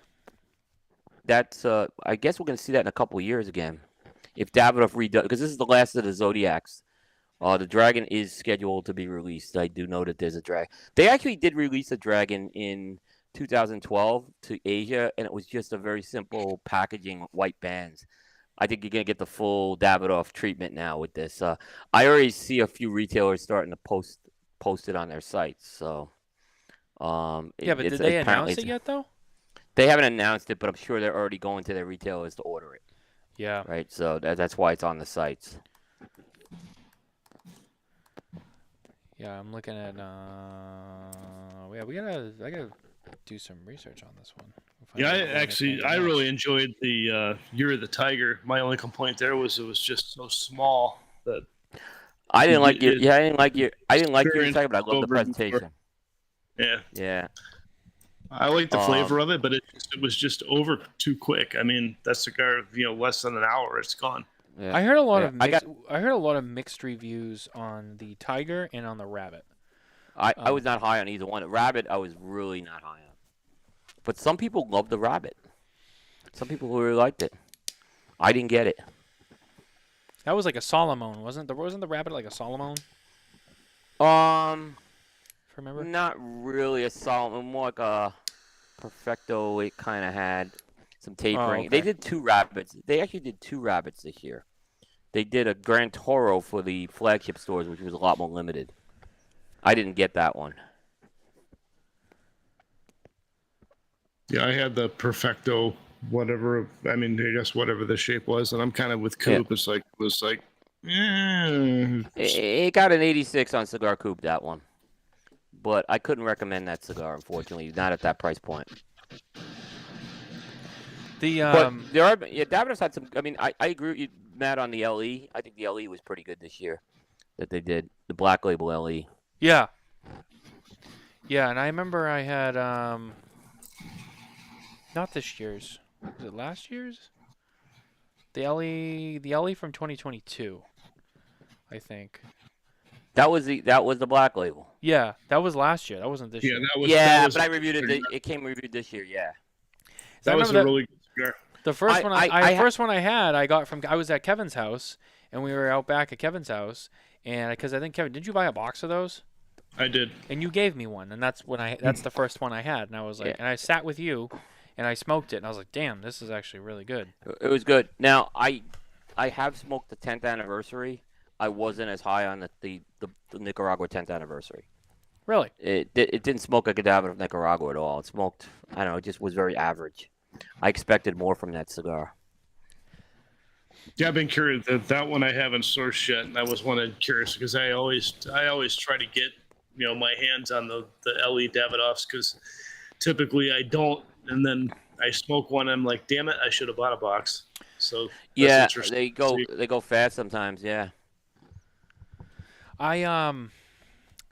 The only limited edition Davidoff that I really did not like in recent memory was the Winston Churchill that they did within the Fat Perfecto last year. I didn't like it either. I wasn't. A lot of people liked him. I also smoked that with Kevin. We were at Empire in Miami with the girls after the 22 Great Smoke. Mm-hmm. And I saw it and I said, I'm going to smoke it. And I just remember sitting there and I was like, probably, I don't know, like a half hour into it. And Kevin's like, well, what do you think? And I was like, I feel like I'm wasting my time. What is going on? Yeah, it didn't have anything that really reached out and grabbed you like it should. Yeah, it was just and then you get that shape which doesn't draw the best because of how sharp that tapering is, and then there was like no flavor to it, and I was like, what did I just pay $40 for? I mean, this is stupid. I'd go back to a core line Winston Churchill. Davidoff Winston Churchill. Oh yeah, those are great. Or late hour. Late hour. The late hour. I absolutely love the late hours. That is phenomenal so cigar. Well. The late hours are aged really, really well, those cigars. The late hour was the first box of Davidoff I ever bought. Yeah. Back in like 2018. Yeah. There was some big, I know it was a slow week for news, right? But there was a story that I thought was interesting this week. The hiring of Jim Young by Plasencia, I thought was a brilliant move. Jim Young's a former Cigar Coop Person of the Year. So he was the first winner. He was one of the first winners he was a co-winner that year. And because there were two, it was Hans Christian Coast Guard, the CEO. But Jim Young did an incredible job when he was with Davidoff, especially in the U.S. You can't deny it. This guy, I think this was a great hire by Plasencia. They're looking to make Plasencia a luxury brand. Jim knows that. They want to get. I know I've talked to people in Plasencia. They really want to expand their international presence. Jim's got a lot of international experience when he was Davidoff's chief commercial officer in Basel. Yeah. So I think this. So apparently it's an interim job. I think if he wants the job, he can get it. It sounds like, but I think he's also semi-retired as well. So I think this was a brilliant move by Plasencia. He's not going to be running the factory or the farm. He's the CEO of Plasencia 1865, which is the distribution company. So, but I think that was one of the best hires I've seen this year. Yeah, I mean, he has quite the extensive background. He also spent 24 years in the beverage industry. Yeah, he knows this. Yeah, he worked for Seagram. He worked for Diageo. He worked for Diageo for a long time. Yeah, major company. I mean, you're talking big, like Sazerac big. Yeah. So a very similar kind of industry, I would say too. So, he for a brand like Plasencia, it's a no-brainer. He actually got promoted out of that job. So he got promoted to chief commercial officer, and he actually relocated to Basel for a few years. So he went to Davidoff corporate. So yeah, he did. But he did a great job running Davidoff North America. I think you look at what they were doing sales-wise and opening up appointed merchants and stuff like that. He did an unbelievable job, and he was there when he was the one who had to roll out the Davidoff Nicaragua, which is why we kind of gave him Person of the Year that year. Is when he went to Switzerland? Is that when Dylan Austin got promoted? Dylan got promoted after that. Yeah. Okay. Yeah. Yeah. Dylan got promoted. Dylan replaced him. Yeah. So Nice. Dylan got that job in 2018 or early 2019. He got that job, and that's around the time Jim went to Switzerland. Okay. Okay. Yeah. Yeah. Yeah, because I was gonna say I think that's the correct timeline of events. Yeah. Yeah. But he did a great job. Yeah. So I think it's a great hire for Placencia, for sure. You know, Davidoff rolled out Davidoff Nicaragua 10-year. They have Camacho. They just released the Camacho Broadleaf, which I have not smoked yet either. I'm in possession of it, but I haven't smoked it yet. Oh, you're in possession of it. Okay. Yeah. Kevin, Yeah. you haven't smoked it yet, right? I did. I smoked it at Rocky Mountain. I don't think they were ready to smoke yet when I got to smoke it. So I've got some that are sitting. I'm waiting. Yeah. Yeah. Yeah. Those are two that are on my list. I still need to go and order them. I haven't got to them yet, but I know those definitely need to be smoked before the end of the year. But other than that, See, they're not eligible for the Coop list because they came out after the deadline. But yeah. right. So I'm not rushing to smoke it. Yeah. So we got to definitely check those out. I will say outside of that, though, what I'm getting to is, Davidoff has been a little quiet. I mean, we saw the Avo Seasons. A nice release. I don't think it's captured what the old LEs have captured, though. Yeah, I agree. They stopped the, but I think it was time to retire. I think it was time to retire the LE series, so I don't have a problem with that. I just feel like the Avo Seasons didn't get the, and I could be wrong. I mean, anyone who's a Davidoff retailer who has it can chime in and correct me. But I just from the people I talk to and what I see. I mean, I see stuff online of what products are doing what. From my perspective, it just seemed like that didn't really get any buzz. It just seemed like it was like, oh, okay, cool. But like, I didn't see anyone smoking it. Didn't hear anyone talking about it. I didn't really see any shops advertising for it, pushing for it or anything. It just kind of seemed like I mean, I saw that we got the press release that they went out, and then like that was it. I didn't really hear much about it after that. And outside of that, I've had several people, in conversation, they, when Davidoff comes up, we talk about Davidoff, and a lot of people say to me like, yeah, well, what's going on with the Avo brand? Like, are they done with that or what? Because it just seems so stale. And I'm like, I think they're trying to figure out what to do with it. Yeah. I think they need the needs. I know they've been doing some questionnaires to retailers on it right now. Yeah, I agree. I think that it's like they don't know what to do with it, and it just, I don't know. Like, I hope they don't go the route of small batch releases with Avo. I don't think that's the answer. They kind of were doing that with Davidoff White Label for a while. I didn't like that approach at all.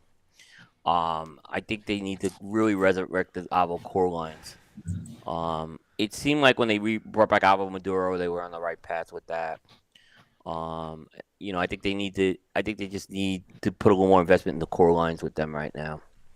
I just wonder if there's any kind of almost like a trust issue with the brand, even with consumers, with that whole like that Avo Unexpected line. Oh, I remember that. Yeah, where maybe I it think might most have been people kind of advertised as something that it wasn't. I don't know. I think most consumers, I don't think remember that much anymore about it. We tend to have short memories in the cigar business, but I think some retailers haven't forgotten that. So that has a lot to. I think that set a bad or worse tone with the retail community right now. Mm-hmm. I could say, yeah. They still have work. I was in a shop the day that whole thing kind of went down, and I just remember I walked in, and the first thing that they said to me, "You hear about Avo?" And I was like, "No," and I was like, "What?" I'm like, "Oh yeah, it's bullshit." And I was like, "Oh wow, I don't know." Well, it was nuts seeing some of the retailers. I mean, those things literally the day after that happened, those things hit the clearance bins. Oh yeah, they were pissed. They were pissed. Yeah, and I remember and I remember walking in. They said that to me, and I just remember looking to the right, and there was the whole like display, and I'm like, "Huh, oh yeah." One thing I'll give one thing I'll give Dylan Austin a lot of credit. We had Dylan Austin on our show about 2 months after that happened, and he was very transparent that was a failure on their part. So they recognized it was a mistake. A mistake was made. Davidoff's probably made. Davidoff's a company. They've had more wins. They've done a lot of great things. So it was a mistake. It was a mistake. And hopefully they've moved on. But I think some retailers still have that taste. Especially the ones that put it out in the clearance bin. I mean, of course, there's I think an issue on that end with them. I just remember those cigars disappeared very quickly after that debacle. And I bought a bunch of them. I never reviewed them. Blew them out. Never reviewed them. I bought a bunch of them and I never reviewed them. So I still have them here. I mean, they get smoked occasionally, but yeah, they're not bad. They're fine. No, they're not bad. I mean, they're I bought about 20 of them. I bought a bunch of them. Yeah. Yeah. Wow, Jay's giving us an Alan Rubin response to this one. This is great. Davidoff has lost some luster in the last few years. Zeno is in the wilderness. Camacho is a mess. Avo is stale. White Label doesn't seem to have the same panache. Is that how you say that word? That it did a few years ago. And the departures of Henke and Eladio haven't resonated well in the U.S. Internationally, they will seem strong, but Oliva has been gaining significant ground on them internationally. In Europe, yeah. Yeah. I didn't like the whole Vault series thing they did. It's a bold statement, Cotton. Yeah, I didn't like the Vault series when they were putting Davidoff in bundles. Oh, I know. And I could tell you at least 2 retailers refused to bring them in because they said that's they invest in merchandising. It's a key part of what Davidoff is, and now you're bringing in bundle cigars. I just never understood that one. Not that the cigars weren't good, right? But it doesn't fit. Davidoff was all about their merchandising.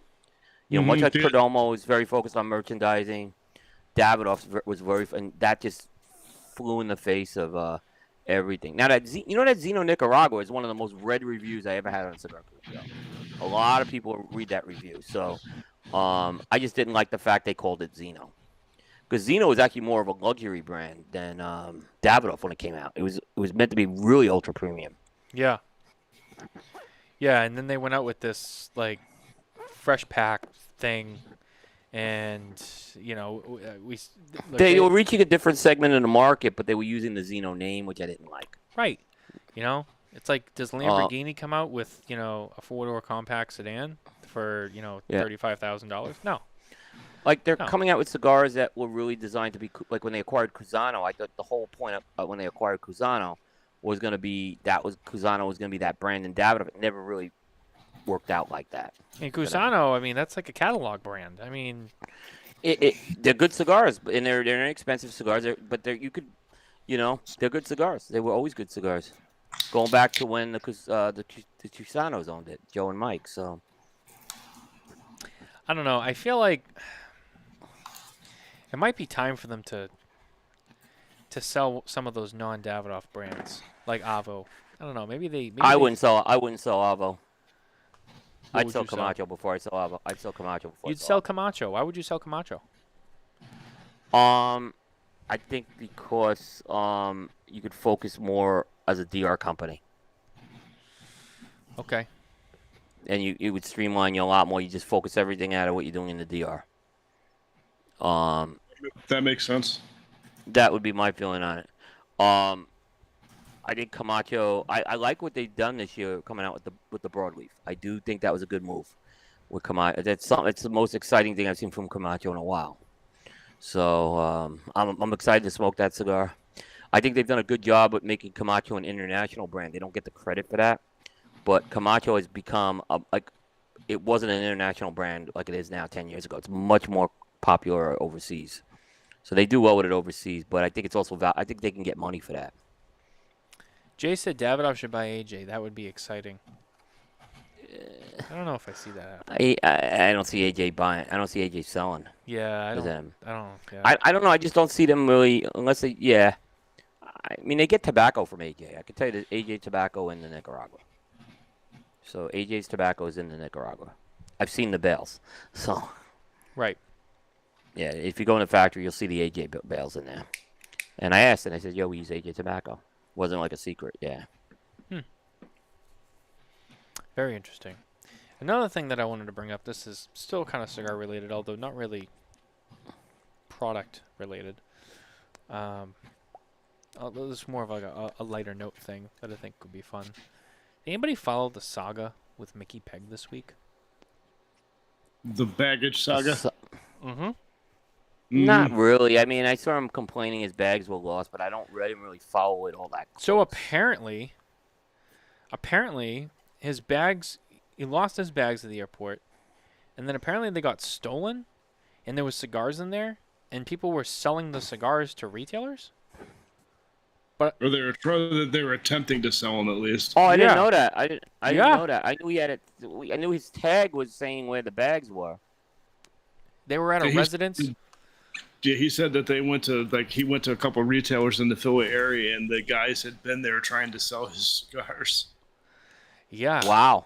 Yeah. And I was like, holy shit, this is quite the thing. You know, let me go to his Facebook page. I gotta find this because I remember seeing it and I was like, oh shit. And then it was Nicole and Mitchell who were like, oh yeah, you didn't follow that? They're like, oh yeah, like the guys like stole his cigars out of his luggage and they tried to sell them to retailers. Wow. Like, what? I did not. Oh man, I gotta try to find this. I wish Mickey was here watching. He could chime in. You know, he was with Alan Rubin. Oh yeah, that's true. Alan would know. Alan knows all, doesn't he? Well, no, the bad luck. Oh yeah, that's right, Alan. I'm kidding, Alan. Yeah. Oh man. Okay. Here's an update. I think Mickey had his he had some of his Solomentes in there because he was very limited with those. So his last post said, "Update. Thank you, Chad and ABC6 for chasing the." He actually ABC6. ABC6 got involved with this? He got Chad and ABC6 in Philadelphia to actually get on this. Best news in Philadelphia by Action News 6. And it says, for chasing these mutts around all day. Looks like we found them. They were trying to sell the cigars at vape shops in Philly and Camden areas. Bag on the run. Thank you for no help, American Airlines. Somebody is well-dressed and smoking some amazing All Saints and McAuliffe cigars. The funny thing is, it spent some time parked outside Philadelphia Police Department at 50th and Pine. They couldn't find it. And he's got screenshots of the bag with the AirTag on Oh the my back. goodness. I got to check this out. Yeah, I'm telling you. This is like, you know, it's not like major cigar industry news, but it's kind of a cool story if you follow it along. I mean, but yeah, apparently, yeah, this was an ABC6 too. They jumped in and helped him track this shit down. I got to check this out. ABC6 is, I think, the best local news in Philadelphia too. They do a great job.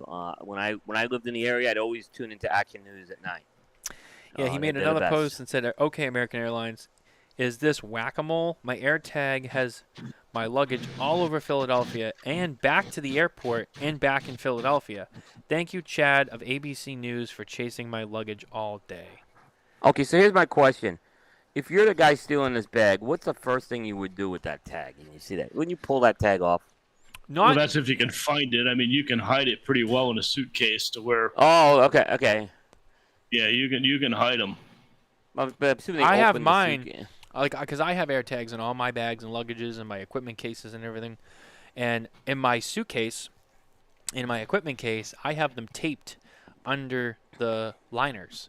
So, like, you know, unless you really know and you're tearing it, I feel like most people, they steal the bag, they open the bag and they go, oh, and they don't really think of it. But like underneath the lining, if you have it like taped in there and they're pretty flat, especially if you get it like off to the side or in the corner or something where you might not notice it. Yeah, they probably had no idea there was an AirTag in there. Okay, interesting. That would be I mean, that's what I would think. They probably just had no idea and they were being tracked the whole time. But it sounds like they got him. Good for Mickey. See, this is why you should put AirTags in your. My wife uses the AirTags on her car keys. I know that. I don't use them. Yeah, if that's not like a good promotion for AirTags, I don't know what is. Oh yeah. Yeah, I mean, in most cases, I don't check a bag in, and if I do, if I have good cigars, they don't go in. But Mickey had a lot of cigars. He was going out to shops and everything, so I can understand that. Yeah, you know, for us when we travel, cigars get carried on. Yeah. I carry stuff with me. I keep it in my my like travel humidors, like in my luggage. But one of the things that like I was saying on the other show is like, Kevin, like when I come to town there for like a trade show or whatever, all that stuff I ship most of that back. Right. Just because I don't like to carry too much with me. Just like for that reason, or just because like it's like just room wise and weight and all that stuff. So, like even if I don't go to like a trade show, like there's been times I went to Miami and I had a lot of stuff with me. I shipped it home. Like last time I was in Miami, we went to the Great Smoke, then we went down to Miami. I was with you and Barbara. Before I went to the airport, like I remember going to the UPS store in Miami and I shipped a whole bunch of stuff home, and just because it's easier that way. But I mean, in Mickey's situation, I get it too, because like he kind of needs it on him and ready to go when Yeah, I totally get that. because Yeah. he's doing his shops and stuff. He can't be waiting for packages. So Yeah, we did the same thing as you last year because we went to the Great Smoke and then we went to Camp Camacho in Honduras, and the last thing I wanted to do is take all that stuff to Honduras and try to get it in and out of Honduras, so we shipped it all home. yeah, it's really the best way. It's that's what I recommend. I mean, if you have a lot of stuff, just ship it home. Like when I went down to Orlando, I went all over Florida. Me and Nicole went down in 21. We drove around with Carney. For those who remember the Carney road trip, we flew into Miami. Where did we fly into? We flew into Miami, and we went to Miami. We did shit there. Then we drove all the way up. We stopped at like every shop along the way, and we eventually made our way back to Orlando.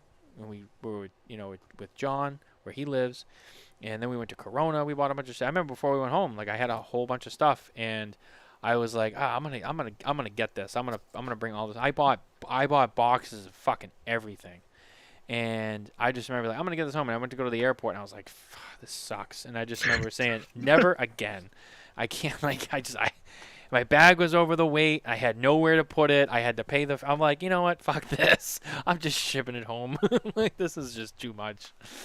Yeah, when we fly, like the check bags are usually reserved for bringing back allocated whiskeys that I can't get out here. Yeah, that too. I've done that.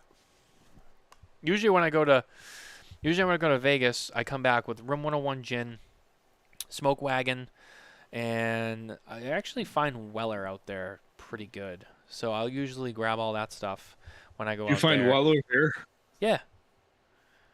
Wow. You know where I always find it? At the Whole Foods down by the Mandalay Bay, just past the sign. Okay. Yes, we find Ohio is my Weller hotspot. We all know about Ohio. Ohio is like the magnet for Weller. I don't know what it is. Yep. It all goes there. It's weird. Like, I go to liquor stores here, like everywhere, and they're like, oh, I don't got any, or it's like $300 for like one bottle. But you go to Ohio and like, Antique 107 sits on the shelf like Jim Beam, and it's like, what's going on here? Like, it's crazy. $49.99. Yeah, at $49.99. It's just like, what's going on? Like, it's like you can't find it to save your life anywhere else. Regular green labels, like $21. Yeah, it's crazy. I don't get it, but that's just how it works. I mean, I gotta drive out to Ohio just so I can buy a bunch of 107. Well, we'll be there within the next couple of years, so we'll be able to hook you up. Oh yeah, I'll be calling you all the time. Be like, Kevin, can you send me some bottles of Antique 107 because it just sits on the shelf over there? Thanks. Ohio drive-through liquor stores. I remember seeing those. I remember we were in where was it? We were in Louisiana back in the days when I used to travel the world shooting USPSA, and we went. And they have the drive-through daiquiri places where you actually can go through and get a daiquiri, and it's in a styrofoam cup with a straw in it, and they put a piece of Scotch tape over the straw. They're like, it's a sealed container. Don't you be taking that tape off the straw and drinking it till you get home. Oh yeah. I'm sure everyone leaves that tape on because they're following the rules. Sure, not a problem. Connecticut has it too. Connecticut's got drive-through liquor stores. Which is we don't have that here in Massachusetts. We're not allowed to have anything cool and fun here in Massachusetts. This is like North Korea. When you come here, like there's no cigar shops. The liquor stores are all owned by corrupted criminals. So when you find stuff, it sits on the shelf for like, thousands of dollars when it has an MSRP of like 2 digits. It's crazy. It's weird here. It's like behind the Iron Curtain, Massachusetts. Well, it's the same way here for a lot of the allocated stuff. Like Weller here, like Weller, like the 107, or even just the green label. Like the green label, I think it starts at like $150, and the 107's like 200, and it's like, dude, friggin' fly to Cleveland and get this shit. I can buy a case of it for less than you're selling a bottle. I just wanted to address this comment that was just made because unsubbing because of the Gurkha backdrop. Come on, guys. Well, first of all, in our line of work, it doesn't matter what the company is. Backdrops are paid for. They're not just up there like for shits and gigs. Gurkha, they got some great people there in the office. I agree. Juan, Bianca, they've always been great to us, and they're great people, and they've been great partners of ours. And they paid for it. They paid for it to be there. That's why it's there. And we appreciate that, because that money goes into our business, and it helps us grow and do all the things that we like to do. And I understand that there's a lot of people who maybe have some feelings about Gurkha in one way or the other, but I can tell you what they're doing right now. They're doing some great things, and I really think that they're turning the ship around. And I think that people are just not giving them credit for that, or they're not trying like some of their newest stuff.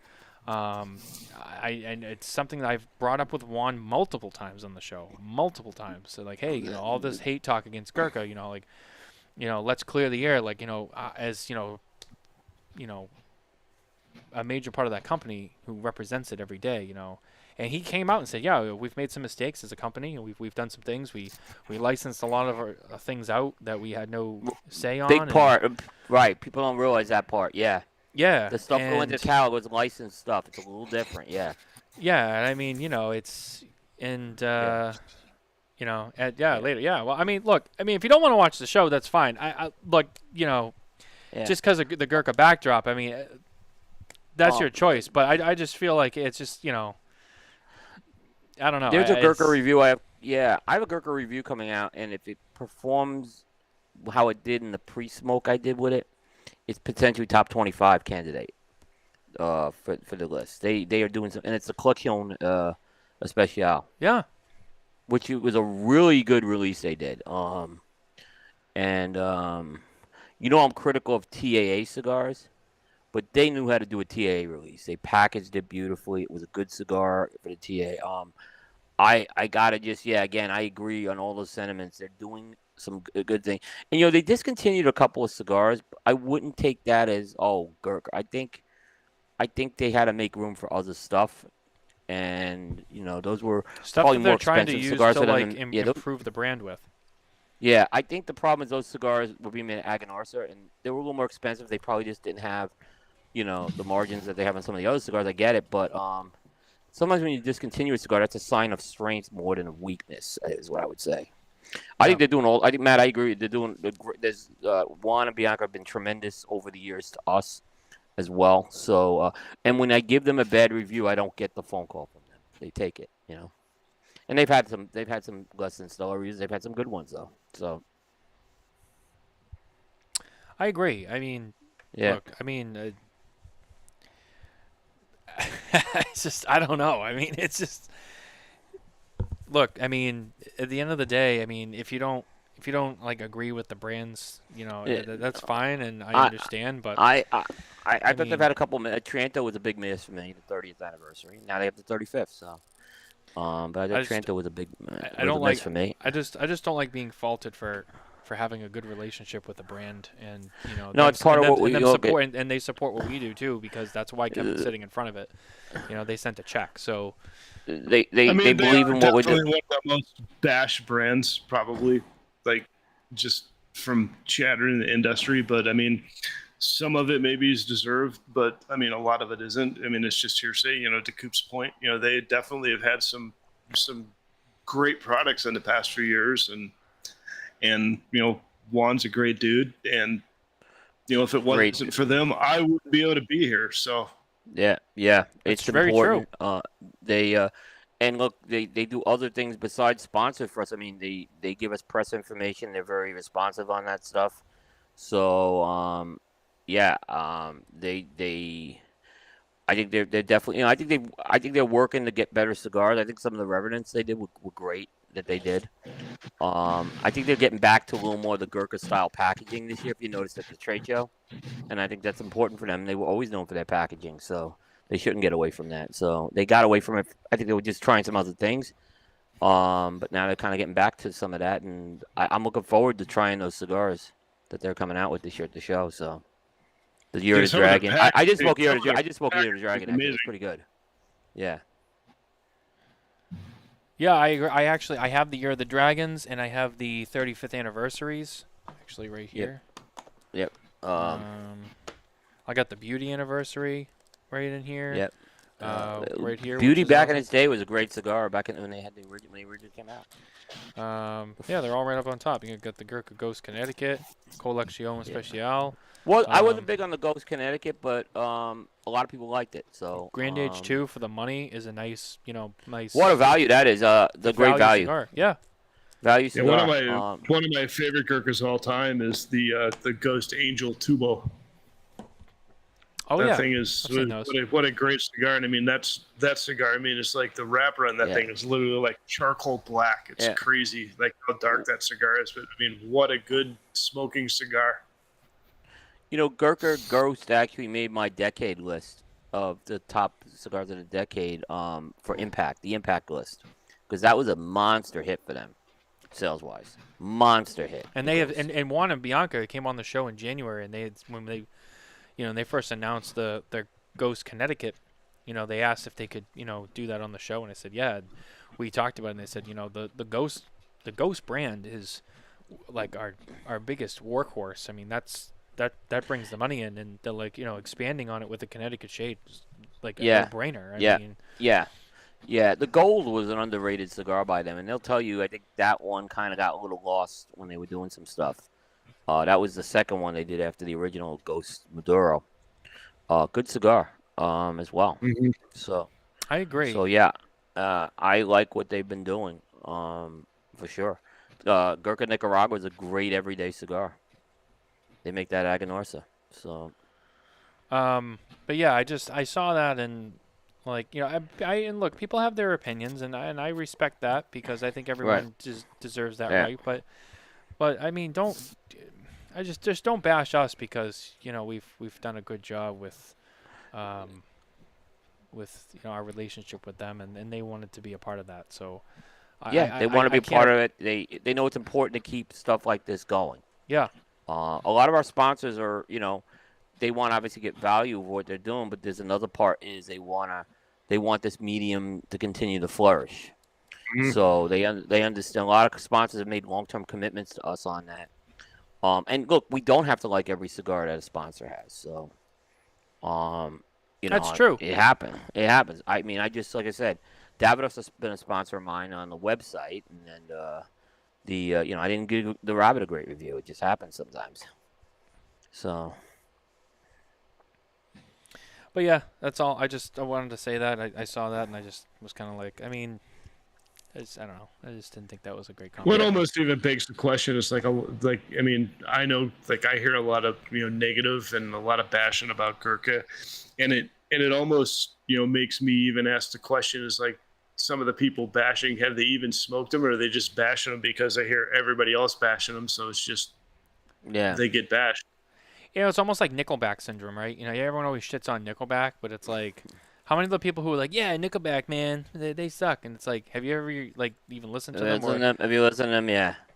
It's like, or it's the people who do listen to them and actually don't mind listening to them, but when it comes up, they're like, yeah, fuck Nickelback, and it's like. By the way, I like Nickelback, and me too. I don't make any bones about it. Yeah. I said that. I know. Yeah. I said that before. I'm like, I don't understand why everyone shits on Nickelback. Like what? Yeah. I used to listen to that back in the day. Could you? Yeah, I like. I think Chad Kroger's great. So. Yeah, but it's like the same thing though. It's like you go on social media. It's like, friends don't let friends smoke Gurkha, and it's like, have you smoked a Ghost? I'll say this. The whole thing with Kaizad, I think they've really worked hard to try to regain trust with people, and I they think have. so. They've made some head ground with that. And I interviewed Juan around the same time you did. I think it was a few weeks afterwards, and that was the last time I brought it up. That was the last time I brought up the Juan one more time. I don't think I need to bring it up anymore at this point. And Juan has never, like, when that whole thing happened with Kaizad, he took every when it first happened and we had him on, he took every question on that. And how much he came on the show, he didn't put any restrictions on it. So we asked the questions, and then we moved on to talk about some of the other things they're doing, which I think is very positive. So, yeah, I agree. I think they're doing a great job. Juan's a great guy. Juan's a great one of the great guys in the industry. Juan Lopez, yeah. I agree too. And then Bianca going back to Gurkha was a great move because she was missed. Christine was good when she was there for a while, but Bianca, I know Bianca for a long time, and she's always been good with us there. So. I agree, and look, I appreciate them a lot, for believing in us, and that's all I really have to say. Yep, absolutely, so, that's a good job, yeah. That's it. That's all I wanted to say. But anyway, I think that's going to be our show for this week. I think I'm going to wrap it up there on that note. All right. Okay. But I want to thank everyone for being here and watching and listening to this show. Yep. We appreciate it. Don't forget to like and subscribe everywhere you get your podcast from on our YouTube channel and all of our social media. And as always, don't forget to visit smokingtobacco.com where you can read more cigar news, reviews, and other happenings from the cigar industry. We'll see you next week with John Carney on the Smoking Tobacco Show. And we'll be back 2 weeks from tonight for another episode of Spare Notes. We'll see you guys next time. Take care.